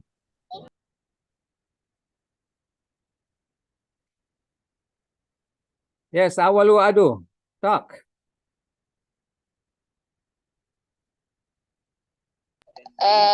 Sister Aina, if you can help, because now I'm not the co-host. So Yes. Hello, Sheikh, let me just make you understand the meaning of awalu. It's an Arabic word. That's the first, awal. Yeah, awalu, yes. Yes, that's the meaning. So the first. So in Nigeria, awal is from the north. We call it awalu. Oh, from the north. Yes, the north of Nigeria. Oh, okay. So Awalu in thank you very Arabic much. is the first. I just want to ask a question. As a student, how do I understand that a hadith is sahih or da'if while coming across a hadith in my readings? Yeah, there are many ways. The first thing, if you are expert in the hadith, so you can do a kind of study, as we already mentioned and we already learned. But if you are not enough knowledge to do that, then we just go through what the scholars of hadith, renowned scholars, the expert of hadith. That, for example, of course, you can come across if you go through some of the scholars like Ibn Hajar, like As-Suyuti, well-known scholars. In contemporary days, this is the best way, as I mentioned earlier, that you go to the Muslim scholars website. You can find some of the information there, but it is not that comprehensive, because many of the hadiths still, because the hadiths are too many, millions of hadiths. So many of the hadiths still need to be investigated, need to be studied, particularly those books, those narration from not really known books like Mustadrak al-Hakim an-Nisaburi, Sunan Sa'id ibn Mansur, Tahzibul Athar, Musannaf Abdul Razzaq. All those in those collections still need to be studied by the scholars from time to time. But we don't have many experts on this kind of areas. But the one most comfortable to us, you easily can go to the hadith of Sahih al-Bukhari, Sahih al-Muslim, which are normally already evaluated, already studied, already known the status of those hadiths. So no problem. Okay, but the rest, you try to do the best. You can look for that from the other scholars who have knowledge. Yeah, okay. Thank you very much. I hope I already answered somehow. And may Allah help all of us to understand better about this subject. And inshallah, with the grace of Allah subhanahu wa ta'ala, we will meet again when we don't know. And I believe, I hope that all of you already benefited. And I also thanks to organizer, the IIIT, particularly Sister Juwairiyah. She's always be with us, monitoring this the smooth run of the sessions. And inshallah, we will meet again in another place, inshallah. Okay, sister, I'm handing over the phone, the mic to you, or the screen to you. Thank you very much once again. Assalamualaikum warahmatullahi wabarakatuh. Waalaikumsalam warahmatullahi wabarakatuh. Thank you so much, Ustaz, for your sharing knowledge today. I hope all the participants can grab all the knowledge that you have given today. May Allah grant you with Jannatul Firdaus. Ameen, ameen, ameen. All of us, inshallah. Ameen. Allah, we will meet again in the future, inshallah. Ameen, ameen. Thank you, thank you. Thank you very much to all participants, inshallah. Now we have our second session, and we will continue our next session with different lectures in the next Thursday, inshallah. We have another one more session with 6 weeks more. With different lectures, with 4 different lectures, inshallah. Now we have end our class today, but before that, we have told that every session we have exam. Then inshallah we will upload it in the Google form, and then we will give you all the links that you can take that exam inshallah.